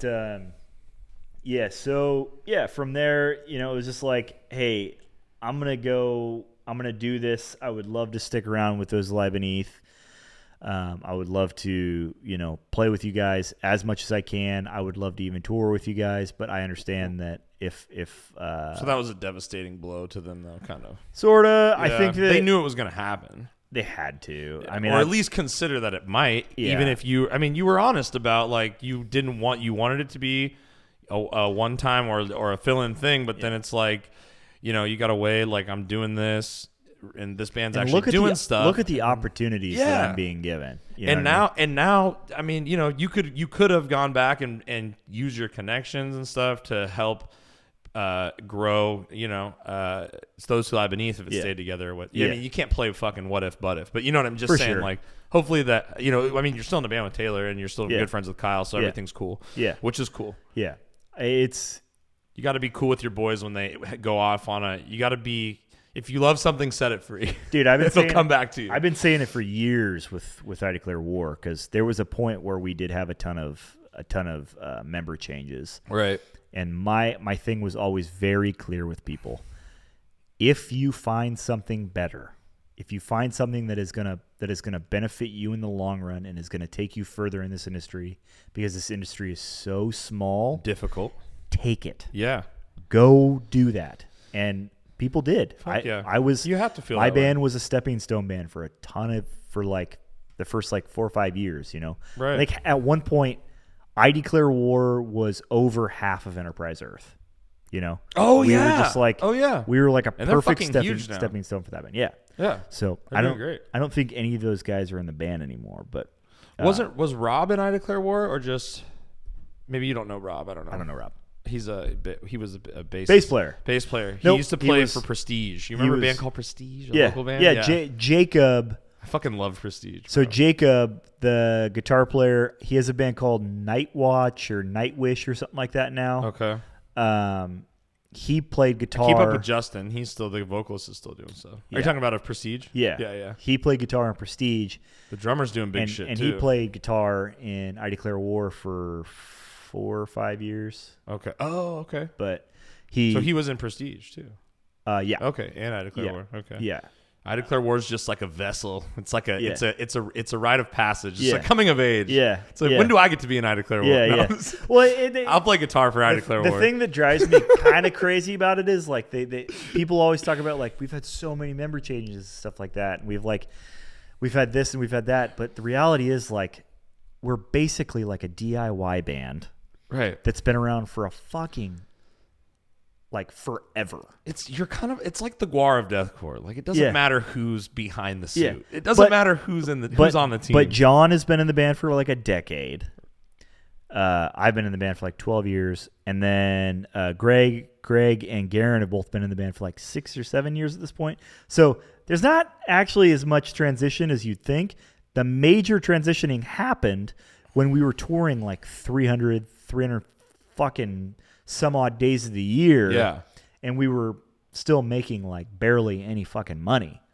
So, you know, you get a couple guys that they're like, oh yeah, I can, you know, come along and help out for a little while. So we're like, sure, you know. Right. And then all of a sudden, it's like all hands on deck.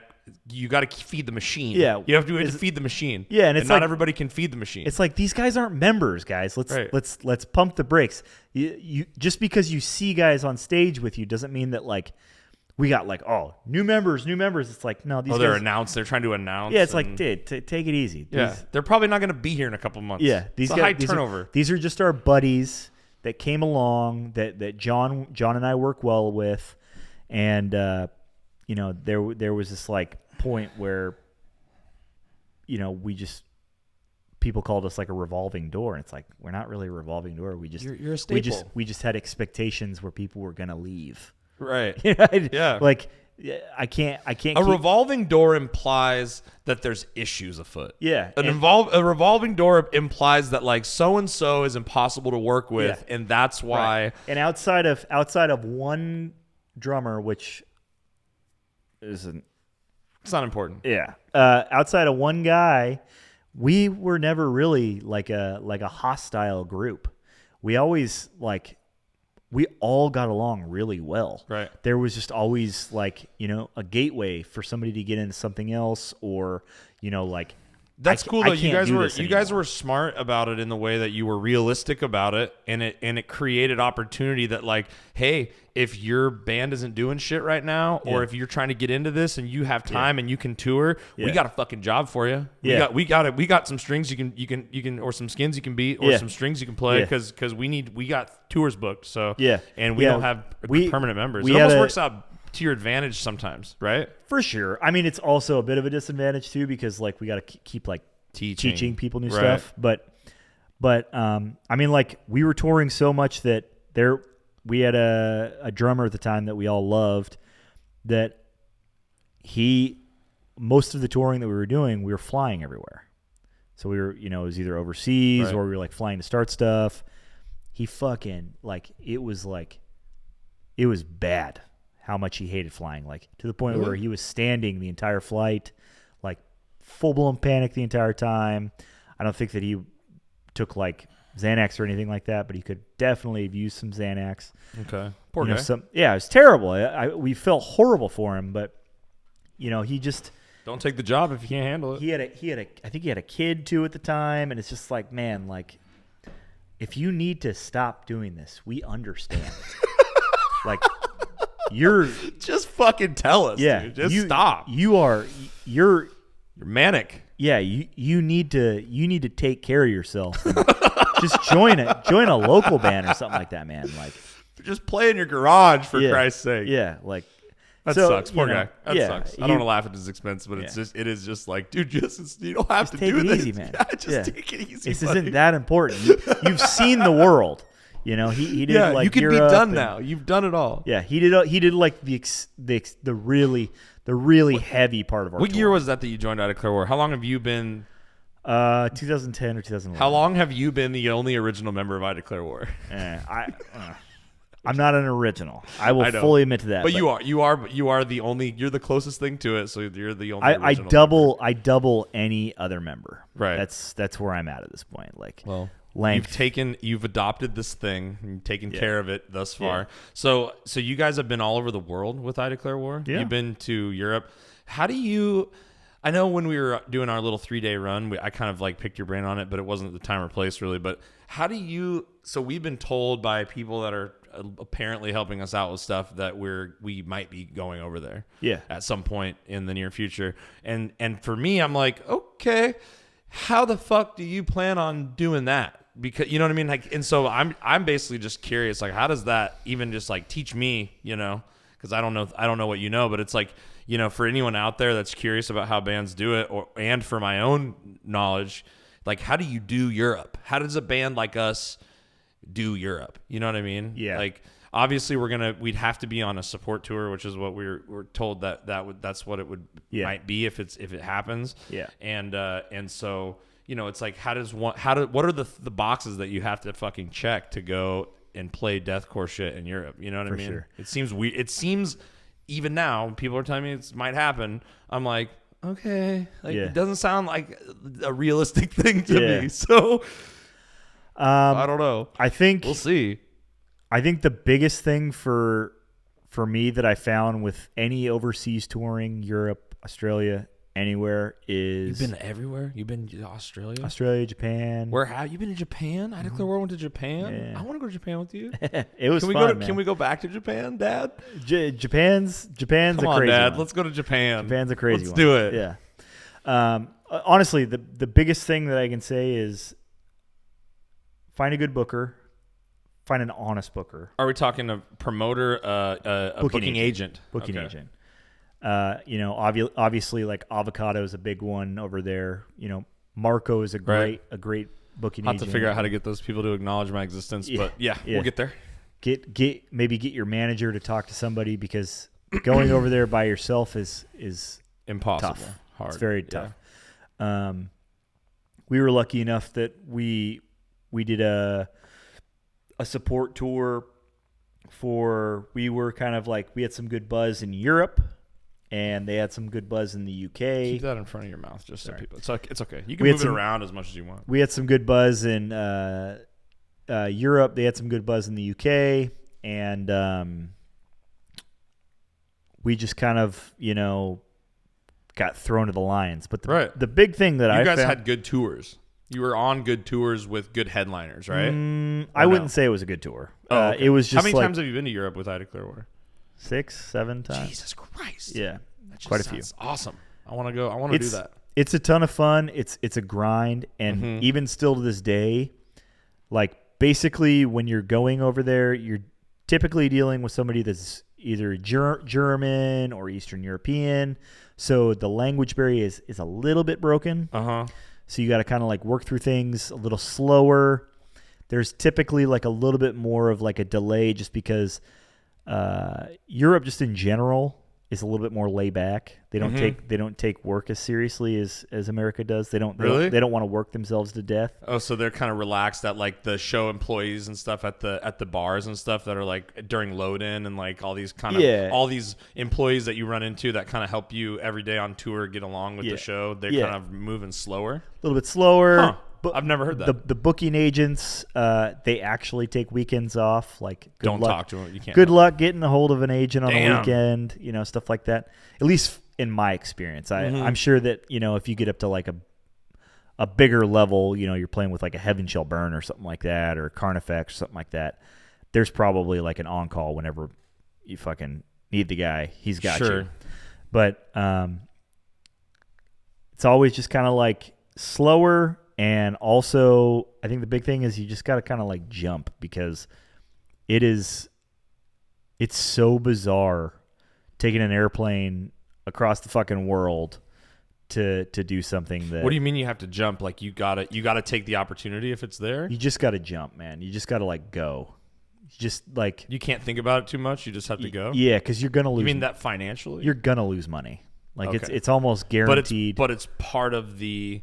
You have to. You're saying you got to go and try it if you have the opportunity, even if it's you might lose money, because of the experience is worth it. Yeah. Is that what you're saying? Yeah. Okay. Not only is the experience worth it, but like, you're never going to get an offer to go back unless you go your first time. Right. It's kind of like that big tour we just did. That was we called it the Eat Shit and Die tour, just like in the van. Yeah. Because it was just like, who knows what's going to happen. Yeah. And we're going to go out and we did really well. It was a really good tour. It's great. But that was the one that Andy was, when he was booking for us, he was like, you just have to do this one big one in the beginning, and then I can get you on. Then we can do regional stuff, and you don't have to keep going out on these big full US right away. We can show proof that you actually have some touring experience, right? And you're not going to fucking leave the tour halfway through because you had a tire blow or something like that. And you cried about it. Yeah, exactly. Yeah. Yep. So luckily, you know, we had already toured with the band that we were touring with. It was this band called Plotting You. It's like great band, great genius. Guys. They were still a genius. I forget his name. Landon. He's fucking genius. At the time, they were still playing more like kind of like metalcore stuff. Yeah. So it was like a good blend of like, okay, we're a deathcore band, they're a metalcore band. You know, it'll work. The tour did fine, but you know, that kind of gave us an opportunity. You guys are both still kind of growing. Yeah. Right? Yeah. It's obviously, a long growing process. Obviously, they've grown exponentially. Oh, they're a major headliner. Yeah. They do very well for themselves now, which they totally deserve. Oh, absolutely. What they're doing is so cool. So,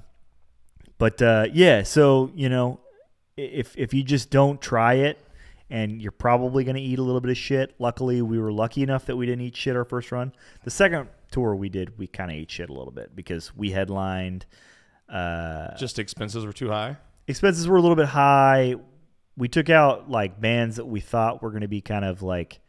Were you a headliner? Yeah. Oh, yeah. Shit. So, that's big dick shit. Yeah, we didn't really know what we were doing. We were just like, that's risky. Well, at the time, we were touring, like I said, like 300 days of the year. So, so it was just like, yeah, we'll take it. What number of time was that you went to Europe headliner? Like how many, was that your last time you went? Our headliner? Yeah. Like was that the sixth time that you went? No, man. The second time we ever toured Europe, we were headlining. Oh, shit. So, it was either the second or third. Because we did one with Ruins where it was a co-headliner. That would have been sick. Yeah. But anyways, it was like bands that were like a little bit young that would have been great like 2 years later. Uh-huh. That it just like. Do you remember any of them? It's kind of like taking us there to support. It'd be kind of like taking us there to support you though. For sure. Because we're not going to have a big draw. There's not going to be a ton of draw. We fit the bill and people are going to like us probably. Yeah. And we work well together on stage, but it's like we're not going to be a big giant draw for maybe a couple people come out. You know what I mean? But yeah, we like you basically need your support acts to be the main, like a big part of the draw. Big part. Yeah. And we trusted the agent. And, I mean, don't get me wrong, you know, the tour did okay, but... It was fun for you to go over there, I'm sure, yeah. But we ate a little bit of shit, and we just said, fuck it, and, you know, kept moving along. And that was kind of always that's always been mantra. Our thing, you know? That's the mantra. You got to keep going, keep grinding. Yeah. And after that, you probably went back and had an even better tour. We did. Because you laid the groundwork on that headline. Yeah, the next time we went back and we, like, expanded. We went to, like, Russia. We went to... Ukraine, Belarus, I want to go see all that stuff. I know it's rough over in those places now, but we actually went to Belarus and Ukraine during like a conflict. The kind of like originating portion of this whole thing that's happening right now, like kind of when it all started like 6 or 7 years ago. Mm-hmm. We were there. Like that's wild. And there was this massive like you know, like the whole entire tour, we were kind of going like, are we going to fucking die? Are we going to do this? Yeah, like, should we cancel this portion? Are we going to be in war-torn cities? Yeah. and you know, we just said, fuck it. And we did it. And we were like, that's also some big, that takes some nutsack, dude. Yeah. That's awesome. It was amazing. Like, fucking amazing. Like, Eastern Europe absolutely comes out. They come out more than like, anywhere in the UK does. I don't think as many people go there. Those people are wild. Yeah. They like to have fun. Yeah. Bands don't necessarily like plan for, you know, Russia and Ukraine and stuff as much. Czech Republic kind of stuff. Czech Republic's amazing. Yeah. Fucking amazing. Dude. Kazakhstan's that in Russia? Kazakhstan's in Russia, but I don't think there's much of a. As far as like maps go, I'm not good. Yeah. I'm not good at it. I've only gotten a little bit better. It's a subject I with always them. skipped. I think at school. I just didn't. I've only gotten better with them just because I like put a little pin where I've been now. Okay, nice. And you've seen the whole. That's cool. You got a collection. Yeah. Do you have all your tour passes somewhere? I do. Nice. I have all my tour passes in a. I'll have you bring them on next time. We'll do a show and tell. For sure. That would be. I should have thought of that. That'd be cool. Yeah, they're all in a White Rabbit koozie. You ever play that place in San Antonio? Oh, you know what's funny? We did, and it's closed now and gone, and I'm glad we played it. Nobody stayed for us. It was like 13, 14 bands, and we were like the two tour. Me and us and Animus played for each other. Yeah. You know, because everybody went home. But that venue sound, and it was such a tight venue. It was covered in graffiti. Yeah. Yeah, we played that. So you have a White Rabbit koozie. Yeah, old White Rabbit That's koozie awesome. that I keep. That place isn't a thing anymore. That's too bad. Yeah, I think it's called Vibes now. Vibes Underground or something. They had a really cool pizza spot. Or Paper Tiger. Door. It's called Paper Tiger now. Okay. Yeah, I think so. Yeah. And it was a very cool spot. But so how does Europe even? How do you not eat shit in Europe? You're saying sometimes you ate shit, sometimes you didn't. Other than things you can't. I guess what I'm asking is, other than things that you can't control, like draw merch sales, right? Yeah. How do you not eat shit as far as like getting there and getting around? Like, how did you even get there and get around? You can't take your gear over there. No, you can't take guitar. You can't take drum sets over there. That's a huge one because a lot of people do. A lot of people try to take over like their full setup and stuff like that. Fucking cabs, like, it's fucking crazy. Are you psycho? It's absolutely crazy. So maybe if you're Papa Roach, we have exactly. Yeah, if a lot of bands actually they have like storage spaces where if they're over there enough, they just buy shit and they stick it in a storage unit. They have gear where they just save. That's a flex. They have like a Euro tour package. Yeah. But for us, we gut everything. I mean, everything is literally down to. How do you get merch over there? It's all down to weight. Is it shipped over there? So you order merch and have it delivered to the first venue? So how do we do that? Our thing that we do is, you find out when you're flying over there what the weight restrictions are for when you're like boarding. So you're like your baggage fees and stuff like that. Right. We allot for additional bags for stuff, and we just pack, like, as far as like clothes for ourselves, we pack really light. Okay. And our bag, which is, usually get at least one free check bag. So we'll stuff merch in there from our merch store, because European merch companies are a fucking ripoff. Really? Oh my God. It is like, why? Dude, I don't know, man. Like I've never had any luck with merch companies over there. What do you mean merch companies? Like people that make it and print it? Yeah. So it's extremely expensive. Why personally, is it so much more expensive? I think I can tell you, honest supply chain. The honest to God truth of it is they just pay their employees better than we do. Oh, okay. So it's going to be more expensive. Mm-hmm. And then also the deal that we had initially with a merch company over there was terrible. Okay. So we did it once. We ate shit. We never did it again. We basically just take all of our merch from our merch store in America, which is Merch Now. We have them print it. They'll either ship it to us, or if we're on ship it to you in UK, in America. Oh, in America. Okay. Which even then is still cheaper. Okay. And then we'll just stuff all of our merch into luggage, and we have basically like a Euro rig, where it's like, instead of bringing like a full size Axe FX like board, we're bringing like a mini power amp for each guitar player. Instead of an Axe FX, they both have something like this, the Kemper, something like this tall. Not even, dude. Oh, really? Not just even. A little. Yeah, it's a little handheld. It's a board. A little handheld guy. Yeah, they both have boards for their Euro setup. Oh, like pedal boards? Yeah, it's got their power amp on it to run their cab. Interesting. And to run their Kempers. And they run Kempers instead of their Axe FX, which I think that they both prefer Axe FX. Okay. But it's just, the Kemper is just more packable. It's smaller. Yeah. And then they have, their couple pedals that they have on it, and it all so fits. So the Euro rig, if I'm taking mental notes, is important. Super important, because you're cutting down weight massively. So no big road cases allowed.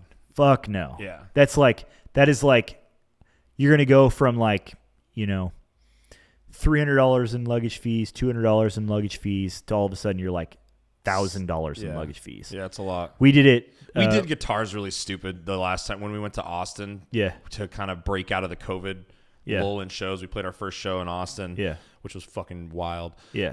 But that was the first time we ever did a fly in, and they have this big rack case thing. You might remember it, might not from when we did the tour, but it looks like a fucking spaceship. It's like a big fucking metal thing that holds 3 guitars. Yeah. And when we didn't know that you can just walk up with your guitar and they'll like take it and put it under the plane, or they'll put it somewhere where it's safe, and that's like what everyone does when they travel with a guitar, or sometimes but they next time it's like that shit, just that thing basically costs $600 fucking dollars. Yeah. No, and exactly. it sucks because we made good money off those shows, but then $600 fucking dollars. Yeah. You know what I mean? So second check bag. So you usually either get 1 or 2 free check bags if you're flying overseas. Second check bag is guitars. With our guitars, they have these guitar bags, especially if you're going over to Europe or even in America. They have guitar bags that are like dual guitar bags, so you can like put 2 guitars in one bag. It's like really so it qualifies. It qualifies as 1 check. Oh, nice. So your second check is a guitar, and you can stuff. I'm talking, dude, like socks and all kinds of shit. That's in there. the thing, man. You got to make room of all. Use of all space. You gotta be on top of that shit. You can't like. You really got to think about like, what can I fit where? Right. And can I also fit it under this 50-pound weight limit, which is usually it's usually either 50 or so you guys had to get 59 pounds. Yeah, you can buy one of those scales at like Walmart. It's like a little scale that you hold. It's on a hook. I mean, it's super basic. Right. And you go through and you just make sure everything is like down to the fucking last ounce. Take everything you can over there. Yeah. And you just kind of pack accordingly. What do you need to not die? Yeah. If you absolutely need like a t-shirt, you can get a t-shirt from, a convenience store over there, right. Or fucking trade a shirt for, to be honest, one of the bands. Taking clothes over there. Yeah. Just buy something over there. Yeah. And wash it a bunch of times. Yeah. I mean, it's stuff.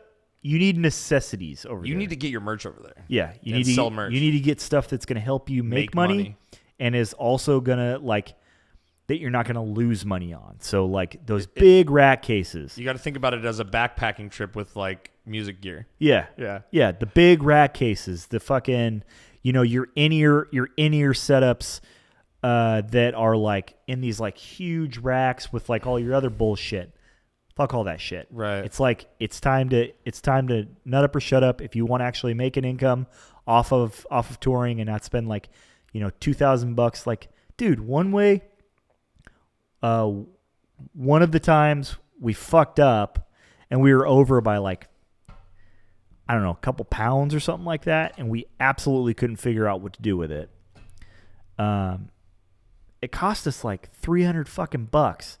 And to pay the like a fee? The fee. Oh, yeah. And then, on the being a pound over the weight. Right. And then on the way back, we were in Russia, and I literally like, you could haggle with the person to get the price down, which is great because right. I'm not afraid to do that shit. No, I don't care, man. Like, you can call me cheap, you can call me whatever you want, but the reality is like, I'm going to try my best to make an income on tour. That's how I am too. You know what I mean? Especially when it comes to like getting paid and stuff like that. I'm going to try to make an income for myself, and I'm going to try to make an income for my guys because this airline that is charging an astronomical fee, they're going to make that fucking money.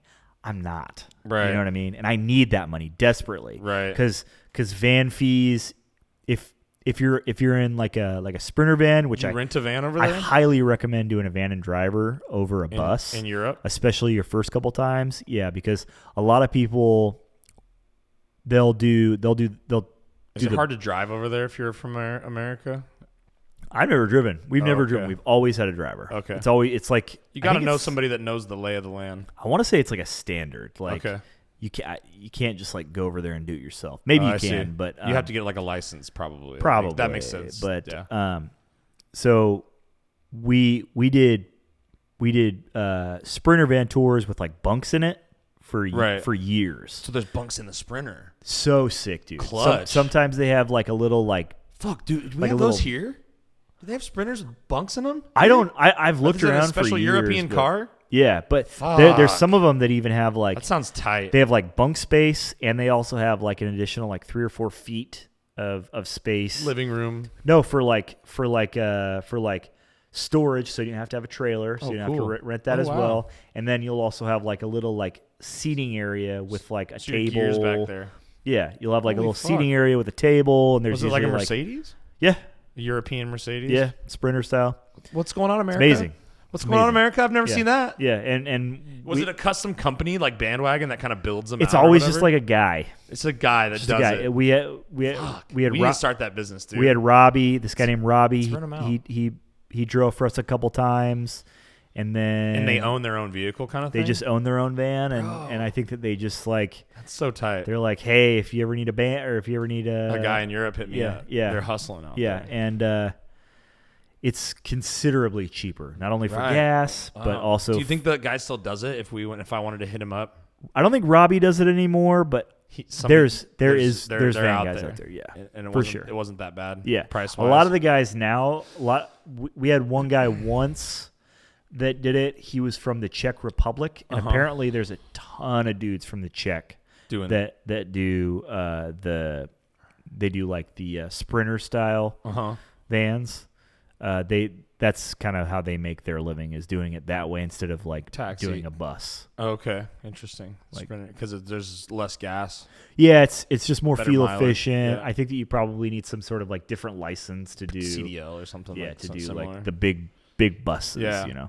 Which we've done. So it's fucking awesome. But that rental fee, do you put that against your like guarantee? Like, what you're going to guarantee? Are you just kind of like winging it, hoping merch sales goes good, hoping door deals are good?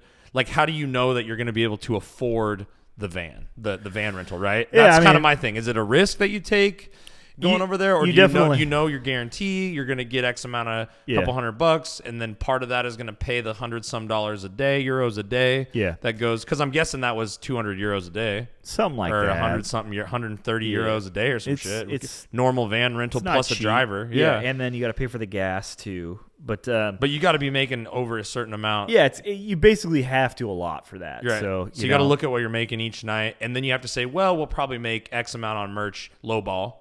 Yeah. Right. So for us, like, say we were making like a €500 a night guarantee. We were gonna allot. Always, our first thing that we're gonna allot is a certain amount of money for our driver and our van fee. Right. Because that was the one thing that we absolutely had to pay out immediately. Plus, that's not a variable cost. Yeah. It's like a fixed cost, right? Yeah. So we know that that's coming out. Yeah. Because gas might be this, might be that day to day. It changes. Yeah. But everything else is just kind of like, okay, we got to conserve anywhere that we can. We don't do huge PDs. We don't, Right. You don't have big lighting rigs and shit like that. No, we don't. Typically, we don't like have like a sound guy or something like that come with us, which sometimes I kind of wish we did. Sure. But for the most part, you're saving money there. Yeah. It's like I can't afford to pay somebody anywhere between like $75 and $150 a night.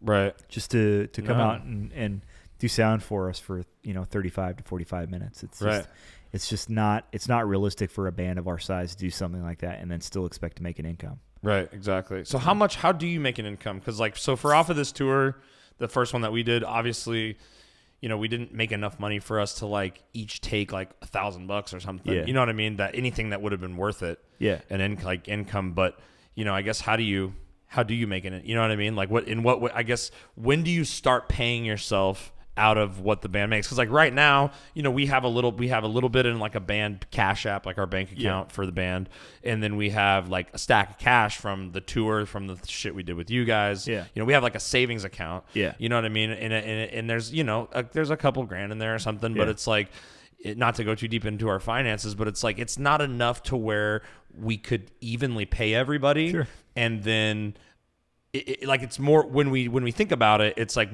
could we split that up 5 ways? Sure. But would it be worth it for the band to not just have like money to like do shit with. You know what I mean? If an expense comes up, like we have the band money, right? Yeah. And so it's like it's right now more worth it for us to keep that in a band account. Yeah. Then use it for band shit than it is to split it up amongst us 5. And so I guess I'm like as a dude that's growing, you know, in a band too, just genuinely asking, like, when do you go, hey, like we're making enough to where we can. You save some for the band expenses like we are, I assume, and then whatever's on top of that you split up, right? Yeah. That's like I guess I've never seen that figure yet. You know I mean? I don't think that there's a set figure, and I don't think that like there's like a set time where you need to expect something like that. It's just kind of like it's more or less like by feel and by what you have set up for down the road. Like you're basically kind of like looking ahead going like, can I afford to pay, you know, X amount of money to everybody for their time, knowing that I don't have anything set up after this, you know, like show wise, or like job wise, wise. Right, yeah. So like if I'm knowing that we don't have anything set up, you know, for the next 4 to 6 months or something like that, there's expenses that goes into this band even still. That requires me to always have some sort of like petty cash, you know, for the band. Yeah, that is like the band cash. Yeah. So you know, you need to leave website and stuff like that. Yeah, you need to leave a certain amount of money in there. But like for us, like for years, it was like, okay, so I know that we have something coming up after this. I can pay everybody a little bit more because I know that we'll be recouped, or we can recoup pretty quickly coming up.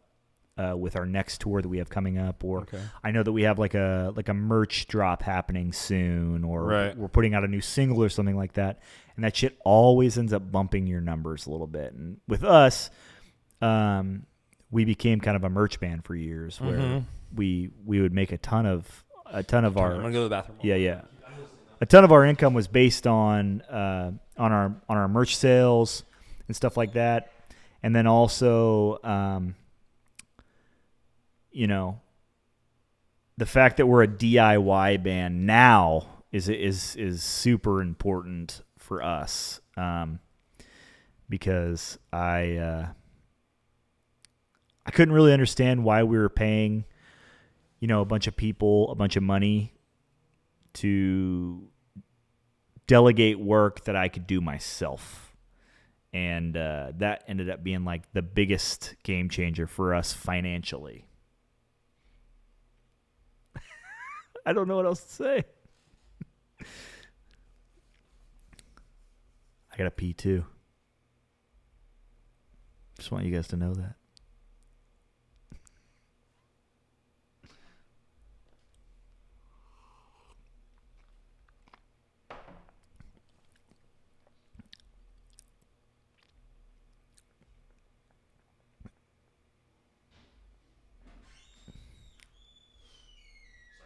Yeah. So you basically, to answer my question, you basically have to keep a little bit of cash on hand, but you guys split up everything else that you don't absolutely need to keep on hand. Yeah. Because I think that's something that I need to figure out, because we have some cash on hand. We just like kind of don't know what to do with it right now. You know what I mean? And it's like, we could split it up and we could all use it. You know what I mean? Yeah. Like, but and you need a safety net, huh? You need a safety net. Yeah. You need like a certain amount of money for like a practice space. Right. And right now we're still kind of like, so we have the band money, but it's like we're just kind of all splitting the practice space stuff and the trailer payment. You know what I mean? Or whatever, just kind of splitting those costs out of our own pocket. You know what I mean? Still ideally, you know, if you guys do decide to, you know, tour on a regular basis and stuff like that. I think that's what we want to do, you know what I mean? That stuff should be, in my opinion, that stuff should be taken out of like a band account. Yeah. Like that's just like tour cost. Yeah. Yeah. That's what we try to do, or at least paid back yeah. to each person through. Yeah. Because like with the Austin thing, we made enough money off of that show, and we honestly should have. If we would have made more, we would have made more if we had more merch. But we just took whatever we had left from our last drops, you know, yeah. and we had enough to after that pay for everything, the van rental and the shipping of the gear, everything except for our own airfares. We actually ended up having enough money to pay for it. Yeah. So, Is there like a band that you went on tour with that's like your favorite band that you went on tour with? Like, do you have any memories or anything from going on these tours that you stand out or something? That's, you know, I mean, I've like any stories. I have like favorite bands that I've toured with. Like the Red Chord is like bucket listers kind of thing. Yeah, the Red Chord is like a favorite band. I guess I'm in like, well, that too, and then like Buddies. Like favorite band to tour with. Buddies that are goofballs. Yeah, that are fun Buddies to tour for with. sure. I mean, like, you know, Within the Ruins, Last 10 Seconds of Life. That sucks that they broke up or whatever happened. I think Wyatt will figure something out. He always did. Wyatt's a Are very. you gonna join that band now? Wyatt's a very resourceful guy. He's very smart and he's very, very talented. I just think that there was a lot of New York in that band, and those guys like butt heads. Buttheads. So what kind of side hustles and stuff have you had for like, because like to make money in between tours and stuff, sometimes it's hard if you're touring 300 days out of the year. Did you have no side cash? Was it all music, or I've always worked. You've always worked on the side, and had a job that was just cool with. What kind of jobs have you had? Most of the time I've always had security work. Okay. Yeah, so I've either done like bouncer gigs. Which is what you do now, partially. You own a security company, right? I don't own it anymore. You did? Okay. No. I sold my security company. That was a big income for me initially was I owned a security company, and I basically did like... How do you set that kind of shit up? How do you own a security company if I wanted to do that? So I actually bought the company from a family member. Okay. Because I had been working for him for a couple of years, and he wanted to retire, and I bought the company and basically just like took the contracts from him. Okay. On contracts that I had already been working for years. Sure. Did you pay it off with like income from the company, or did you have? Okay, cool. Yeah. So you just had a deal where I'm gonna start running this, and then I'm gonna pay you a certain amount per month to pay off this purchase of the company. Yeah. So I did that for years under my own LLC and all that shit. And now you're just doing it as a gig. I've definitely found out over the years that I don't like being my own boss. Yeah. I like somebody telling me what to do. Yeah. So I'm back and forth on that. Yeah. I got lucky with a job in like it was either 2013 or 2014 doing security for a really cool bar in Portland, and I bounced Which bar? there. Holocene. Oh yeah. So I bounced there for like 8 or 9 years, something like that. Long fucking time. Right. And they took really good care of me, and they were always super fucking awesome. So they let me kind of like tour whenever I wanted to tour, and then come back. Like and sweet. Yeah. So what'd you do over the pandemic? Just various jobs. Various jobs, man. Yeah. Yeah, I just made wherever you can. Yeah, I just made shit work, you know? Yep. Like I was very like, I know it's a bit of a hot topic, but I was very adamant that I wasn't going to miss rent. Yeah. You know, I have a nice house. I have great landlords that take really good care of us. There's all this like fuck the rich and like pay your, you shouldn't have to pay rent, and it's like that's pay bullshit, your fucking rent, bro. Yeah. Landlords have expenses too. They gotta fucking when you pump and dump this apartment and decide to go somewhere else, and you leave your shit stains everywhere, they have to fucking pay somebody to clean that shit up. You know what I mean? So it's like if you burn the fucker down, they have to pay to build it back up again and shit. All the landlords that I've ever had for the better part of my renting experience, I've always had like they just had a house that they were renting, and they had like a different job. It's not like this like corporate oligarch where people talk about all the time, where it's like, oh, it's this fucking rich guy who owns like 30 houses, and he just like, typical landlords just have like one property. Yeah, they have one or two properties. The landlord that I have now, he sells Toyotas. I mean, like he's just a great guy who stays out of our hair, and charges us a very reasonable amount of money for a beautiful house, and nice big yard and stuff like that. So we're super happy with it. And I was very adamant with him. I was like, I know a lot of stuff is happening right now. I know it's all happening really fast, but you absolutely do not have to worry about me. I'm going to hustle up some cash every month. I'm not going to miss a payment. I don't think I've ever missed rent ever in my life either. Yeah. Somehow. And sometimes I really felt like I was gonna, and I just hustled it up somehow. I really wish that was more of a something that more people took pride in. Yeah. Not necessarily, like paying your rent or something like that. Just being resourcul. You know what I mean? Be resourceful and figure out ways to make an income. And that doesn't mean overworking either. No. I mean, granted, I fucking do. I'll fully admit that I work too much, but at the same time, I kind of like it. It kind of keeps my hands busy. Yeah. What do you suggest? Obviously, owning a company is one thing that not a lot of people can do. But it's what do you or not everybody can do rather. But what do you think? What would you recommend a band that wants to start touring more? As far as if they don't have if they're working 9-to-5 job and their job probably wouldn't let them tour, they would have to quit their job. What do you suggest as far as don't you suggest just don't quit your job? But probably don't quit your job. But it's if they really want to go and do it, it's what do you suggest for them to start looking at different side hustles or what kind of jobs did you have? I guess you know what I mean. Yeah, I mean, I think besides the security thing, you're good. The big one that I think is the easiest thing to go to that a lot of people in the industry do is bar industry. I mean, it's you can bar back, you can get your DPSST, which is like a security. It's like a basic security. Yeah. You can get all that stuff super easy, and you can work 3 or 4 days a week, pay your rent, live cheap. Yeah, that's a big one. Just live under your means. Right. If you need to live, or if you need to you need to cut some shit out. Or shit, man, or just get a second job or I'm obviously, there's stuff that goes along with it that I think it can get a little excessive, but there's food programs and stuff like that, especially, where we're from in Oregon and stuff like that. There's food banks and stuff, you mean? Well, food banks, there's also food stamps and stuff for people that are fucking broke, you know?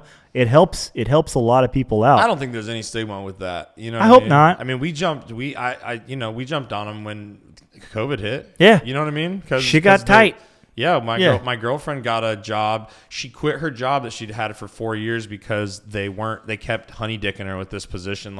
Apply, and then they're like, you're not ready. And she was like, I'm fucking running this place, Yeah. And so she finally was made the tough decision to quit there and get a new job somewhere else and start at the bottom again. And her last day of work after her 2 weeks was March 13th.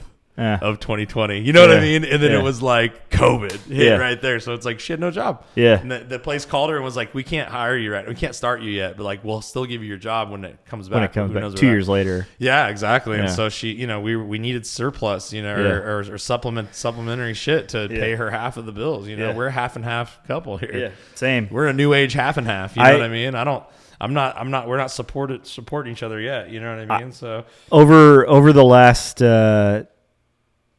3 or 4 years, my girlfriend, I call her my wife. I mean, we've been together for 16 years now. 16? Yeah. Nice. Yeah. I've been with my girlfriend for 9 almost. But she went back to school, and she's going to be she's going for radiology. I mean, she's going all the way on it. Sick. She's doing great. So that's kind of over the last couple of years, I've kind of taken over some more of the finance stuff, just because in the long run, it's going to really benefit. If she can just go full time and she doesn't have to go work a fucking 9-to-5 job, where she has to go 9 to 5 and then she goes to school at night, that would be miserable. No, it's a fucking nightmare. Yeah. So we're just trying to get her out of it and get it done for her. So awesome. I've taken over a little bit more of the finances and stuff like that over the last couple of years, but So she supported you through all the band shit. She was fucking amazing. Nice. Yeah, That's awesome. My girl's the same way. I'm lucky. Yeah. Very fortunate. Yeah, it helps a lot. There were definitely points where She was great. We all know about the bad ones though, like bad touring band girlfriend. Yeah, where you got to be worried all the time, and they're always on the phone, and they're, you know what I mean, or like, and they're always like, oh, like you know, or whatever. She's mad at me, and I'm in Europe, or something. You know what I mean? Like, she's always been awesome, and she never. We've all had members that dealt with that. Yeah, obviously she wanted me around more. Right. You know, it's probably healthy. I always think. Take some time apart, you know what I mean? And you come back and you're like, I love you, I missed you, and then it's like, it's not like you're not getting sick of each other, you know what I mean? We've slowed down touring a ton over the last few years. She's sick of you now? She's not sick of me, but I mean, especially between that and touring again, Jamie? And COVID, you know, so we're together like all the fucking time, you know. We definitely butted heads a little bit. When's the next tour, Jamie? Yeah, but we get along. It happens. Yeah, that's good. Obviously, 16 years. Yeah. So, well, another one of the like last questions I guess I could ask for you is like, what, you know, how has being in this band? We kind of touched on it with like the whole MySpace wave thing and like kind of how. But you guys have kind of been you've been a band for so long of it, and you've been in like between of like the, you know, the last 10 years, you know what I mean, or 15 years now, since between Those Who Lie Beneath and I Declare War, you've existed through all these different kind of phases, like before streaming, like we were talking about, and before people were on Spotify, and so it's like, how do you think it's changed in like, you know, positive or negative ways, or is there, you know, is there both? Is it all negative? You know what I mean, with the streaming? You know what I mean? Like, have you noticed like, because I feel like you must have noticed some change from like when you're playing shows at the Satyricon as Those Who Lie Beneath to like, you know, doing what you do in I Declare War now. You know what I mean? It's for like, sure. You've seen a lot of industry changes. Yeah. You know what I mean? And it's like, what kind of things have you noticed, I guess, that stand out to you, whether they're good or bad? Yeah, you know? I mean, I think the biggest change obviously is when I started playing, or when I put out our first record in Those Lie Beneath. Still selling heavy CDs. CDs, physical media was still like, how many years of that did you get? 2, 3. And then it was like MySpace, iTunes, Napster, LimeWire. That stuff was all around, but people it wasn't still buying CDs that were coming to shows. People wanted a CD when they left the show. Yeah, for sure. And that's drastically changed. Yeah. So basically, we went from. We don't even buy them anymore.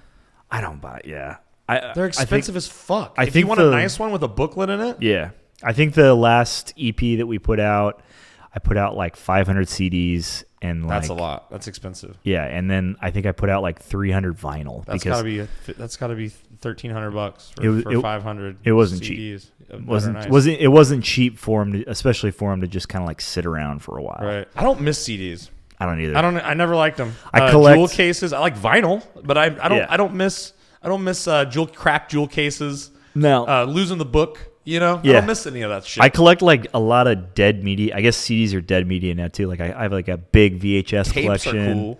I collect tapes. Tapes are cool. I collect vinyl. CDs, I don't care. Yeah. You know, there's people out there that are fucking CD people. They love CDs. They have so many, and that's cool.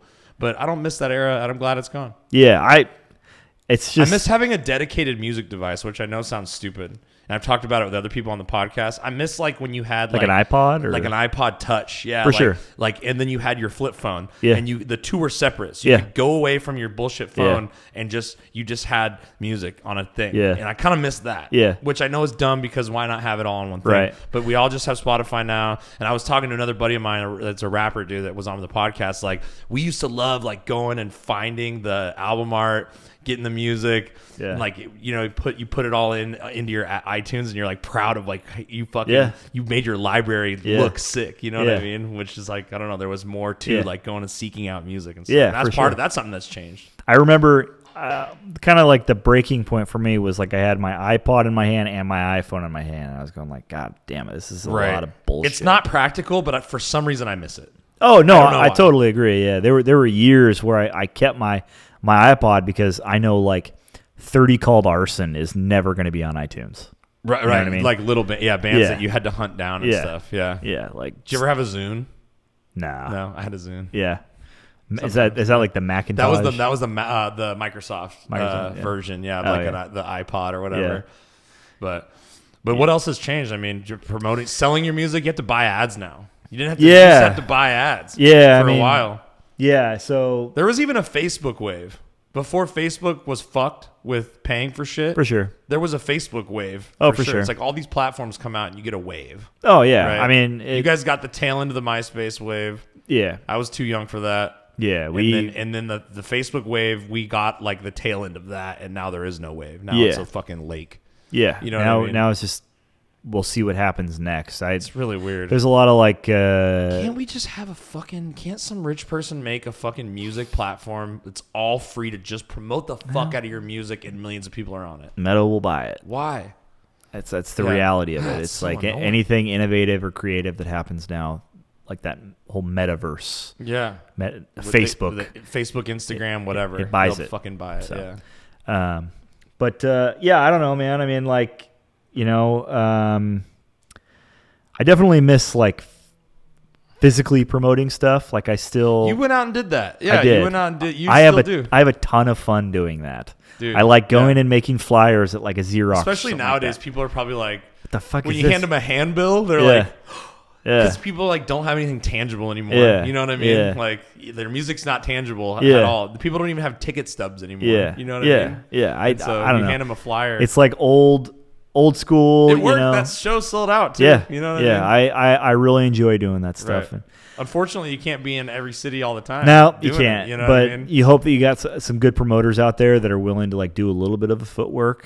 Right. You know, it seems like a lot of the footwork just goes directly to like a Facebook account, and then it like kind of dies right there. And they just don't do shit. Yeah, they really don't do shit. Yeah, and you're lucky if they run an ad. It's especially frustrating when you're like, okay, I'll give you like a certain amount of money from our guarantee for promotion, right? And like you're digging through, some sort of evidence that they've actually like used it. We call it an ad wrap. Sometimes people call it an ad that wrap, they've used that money for a promotion instead of just pocketing it. A receipt. Yeah.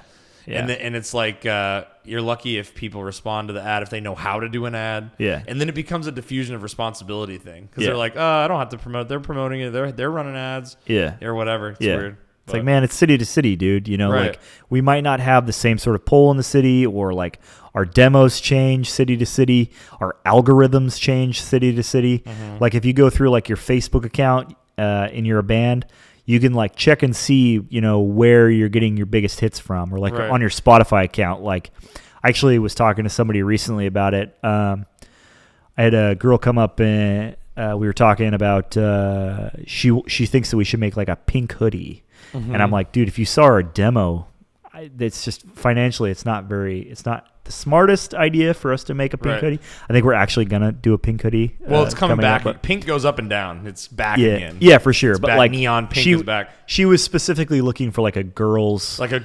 girl's attire, like the Whitechapel merch they used to make back in the day. Yeah. I know exactly. And I'm what like, you're talking about. if you look at like the booty shorts kind of thing, right, or whatever. If you look at like our Spotify algorithm, it's all dudes. It's all dudes, right? And it's all dudes that are in like their like mid to late 20s.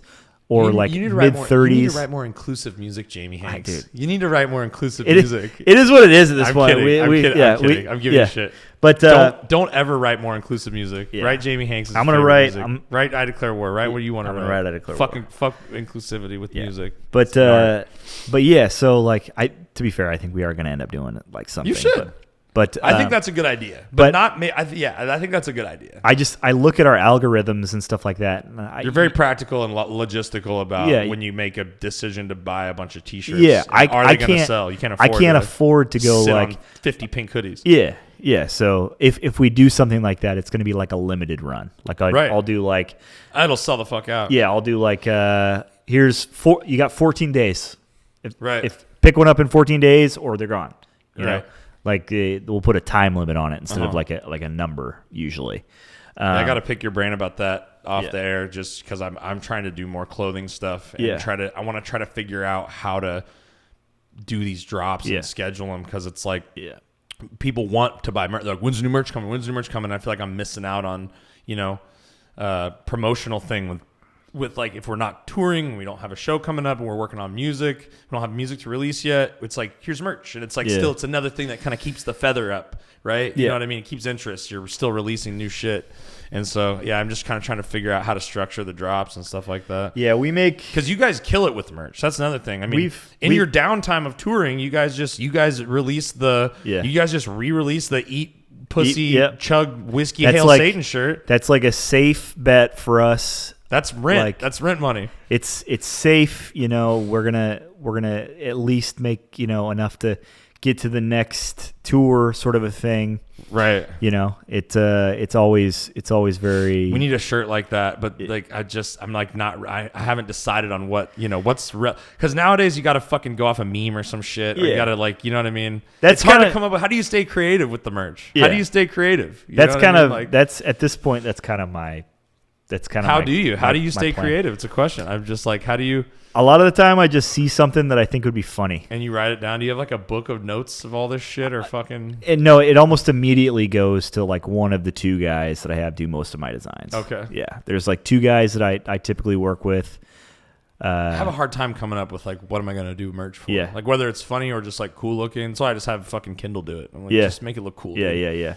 Do what the kids like, please. Yeah. You know. For me, it's just like I wonder if people will think this is funny, because it doesn't seem like people like your sense of humor. So yeah, historically, I don't think we've had a ton of luck with like brutal designs. Sure. But if if there's a fart joke on it or something like that, right. I think that we're usually gonna sell quite a few of the shirts. Oh yeah. So yeah, that's kind of the big one for us, is just find your niche and kind of like. Don't stray from it too much, because you can end up taking a huge hit, printing 100 pink hoodies if they don't sell. Pink hoodies, that just don't sell. They will. They're gonna sell. I think you're right. Well, Mr. Hanks, thank you so much for coming on the podcast, dude. We could probably wrap it up there. I mean, I feel like we could keep going. We just did 2.5 hours. Dude. Oh, like perfect. Nothing, dude. Yeah. It went quick. Yeah. Honestly, I had a great time talking to you. Yeah. And anything you want to plug? What's going on with you right now? What's next? Send people off with a message. Are you guys doing more I Declare War? What's going on with Sacrificer? What's going on? Okay, so Sacrificer is writing right now. We have a couple songs that have come out for a new EP that we're putting out. For Sacrificer? For Sacrificer. Which is, again, it's you, and it's the original guitarist from Those Who Lie Beneath, Taylor Danley. Yeah, and then Duncan, who played in American Me. Various He's other in, projects. True Form. Mm-hmm. There's that. EP you said on the horizon? EP, nice. It's on the horizon. Sacrificer. When can we expect that? PDX, all that stuff. Any rough plot? Are you any goals you want to hit with that? 3 to 6 months. Right on. Like that's kind of Taylor just had his second kid. Congratulations too, by the way. Hey, Taylor. That's awesome. I got to get him on here. Yeah, and I pick his brain about YouTube. He's smart as fuck. He's really good at that stuff, and he's a guitar guy too. So he's kind of a nerd when it comes to that stuff. I'd love to talk to him. So we're kind of like slowly moving with that stuff. That's kind of the beauty of it, is we just kind of do it when we can. And it's a internet/local project. Yep. It's not kind of something not in taking it too serious. Yeah, just having fun with it. And then I Declare War is still a thing. I Declare War is active as ever. I Declare War is very active. I want to make that very clear. The beauty of what we do is we're a DIY band. We are not on a record label. You don't have to tour. We do not have to tour all the time. We do not have a deadline for a record that comes out. We put out a record almost on the dot every 2 to 3 years. It's just, it is what it is. That's the business. We're not putting out a record. We're touring less because it doesn't make sense. We're not shelling out a record every year. It's not realistic. It's not financially viable for us. It's not fun. It's not fucking fun. We only do this shit because it's fucking fun. Yeah, as soon as it becomes a job, we're not going to fucking do it. You end up putting out bad product if you put out too much product. It's wise words from Jamie Hanks. It's proven. So wise words. Yeah, we got. We basically have a whole EP written. I got to write some lyrics for it. There is some stuff left to do on the instrument side, but for the most part, it's getting ready to go, getting ready for me to go in the studio and do some tracking on. How many songs? We got a full length or EP? Nope, we're doing an EP. I don't like doing full lengths that much anymore. be We're honest. working on our first one for Bystander, and I feel like I feel like after this, I'm just gonna do singles and EPs for a while, unless we get a big record deal somewhere. But I don't know. I don't remember the last time I might even talk to Milford and see if we can just do 2 EPs or something with him instead, because I feel like that would be more fun. Yeah, and maybe he'll be down with that. Because I personally, I don't remember the last time I sat down and listened to like a full record that wasn't like Rivers of Nile or something like that, where you had to like. I don't think the impact is much better. I don't think the impact of sales, especially or once you start seeing like you start following some of your like streams and stuff like that. You hit that last song on like a full length, it's considerably lower views for the most part for most bands on later on in records. So crank out 5 of the fucking best, meanest songs that you can do, and come back with another thing. To talk to the label about that and see if we can. I'm sure he's flexible with it's a personal opinion. I know. I agree. The way that I totally feel. agree, and we're working on this and piecing it together, and I'm like, I don't even know if I want to do this. I know a lot of people absolutely, they need a full length or whatever, but dude, even the people that are desperate for the full length, they don't listen to the whole thing. Most of them aren't even listening to the whole fucking thing. They're listening to Jamie Hanks 3 or 4 songs, and then they move on to Right. Like Casey Strainer or a Whitechapel record or whoever they're listening to when they're listening to us, This man speaks from experience, folks. You guys, Jamie Hanks, check out I Declare War. You obviously already listened to them probably. Check out Sacrificer if you haven't yet. We're going to put out Grumpy, if you could find those links and throw them in the chat. We're going to put them in the description of the podcast, YouTube, Spotify. This will be available everywhere. All of Jamie's links will be there. Thank you so much, Jamie, for coming on, dude. You're one of the nicest, sweetest dudes I've met in metal, and you're such a great dude. And so I really appreciate you coming on and schooling us about just how you operate and where you came from. It means a lot to me. So thank you guys for coming out to the podcast and listening. And that's it. Yeah. Go Blazers. Go Blazers. Yeah.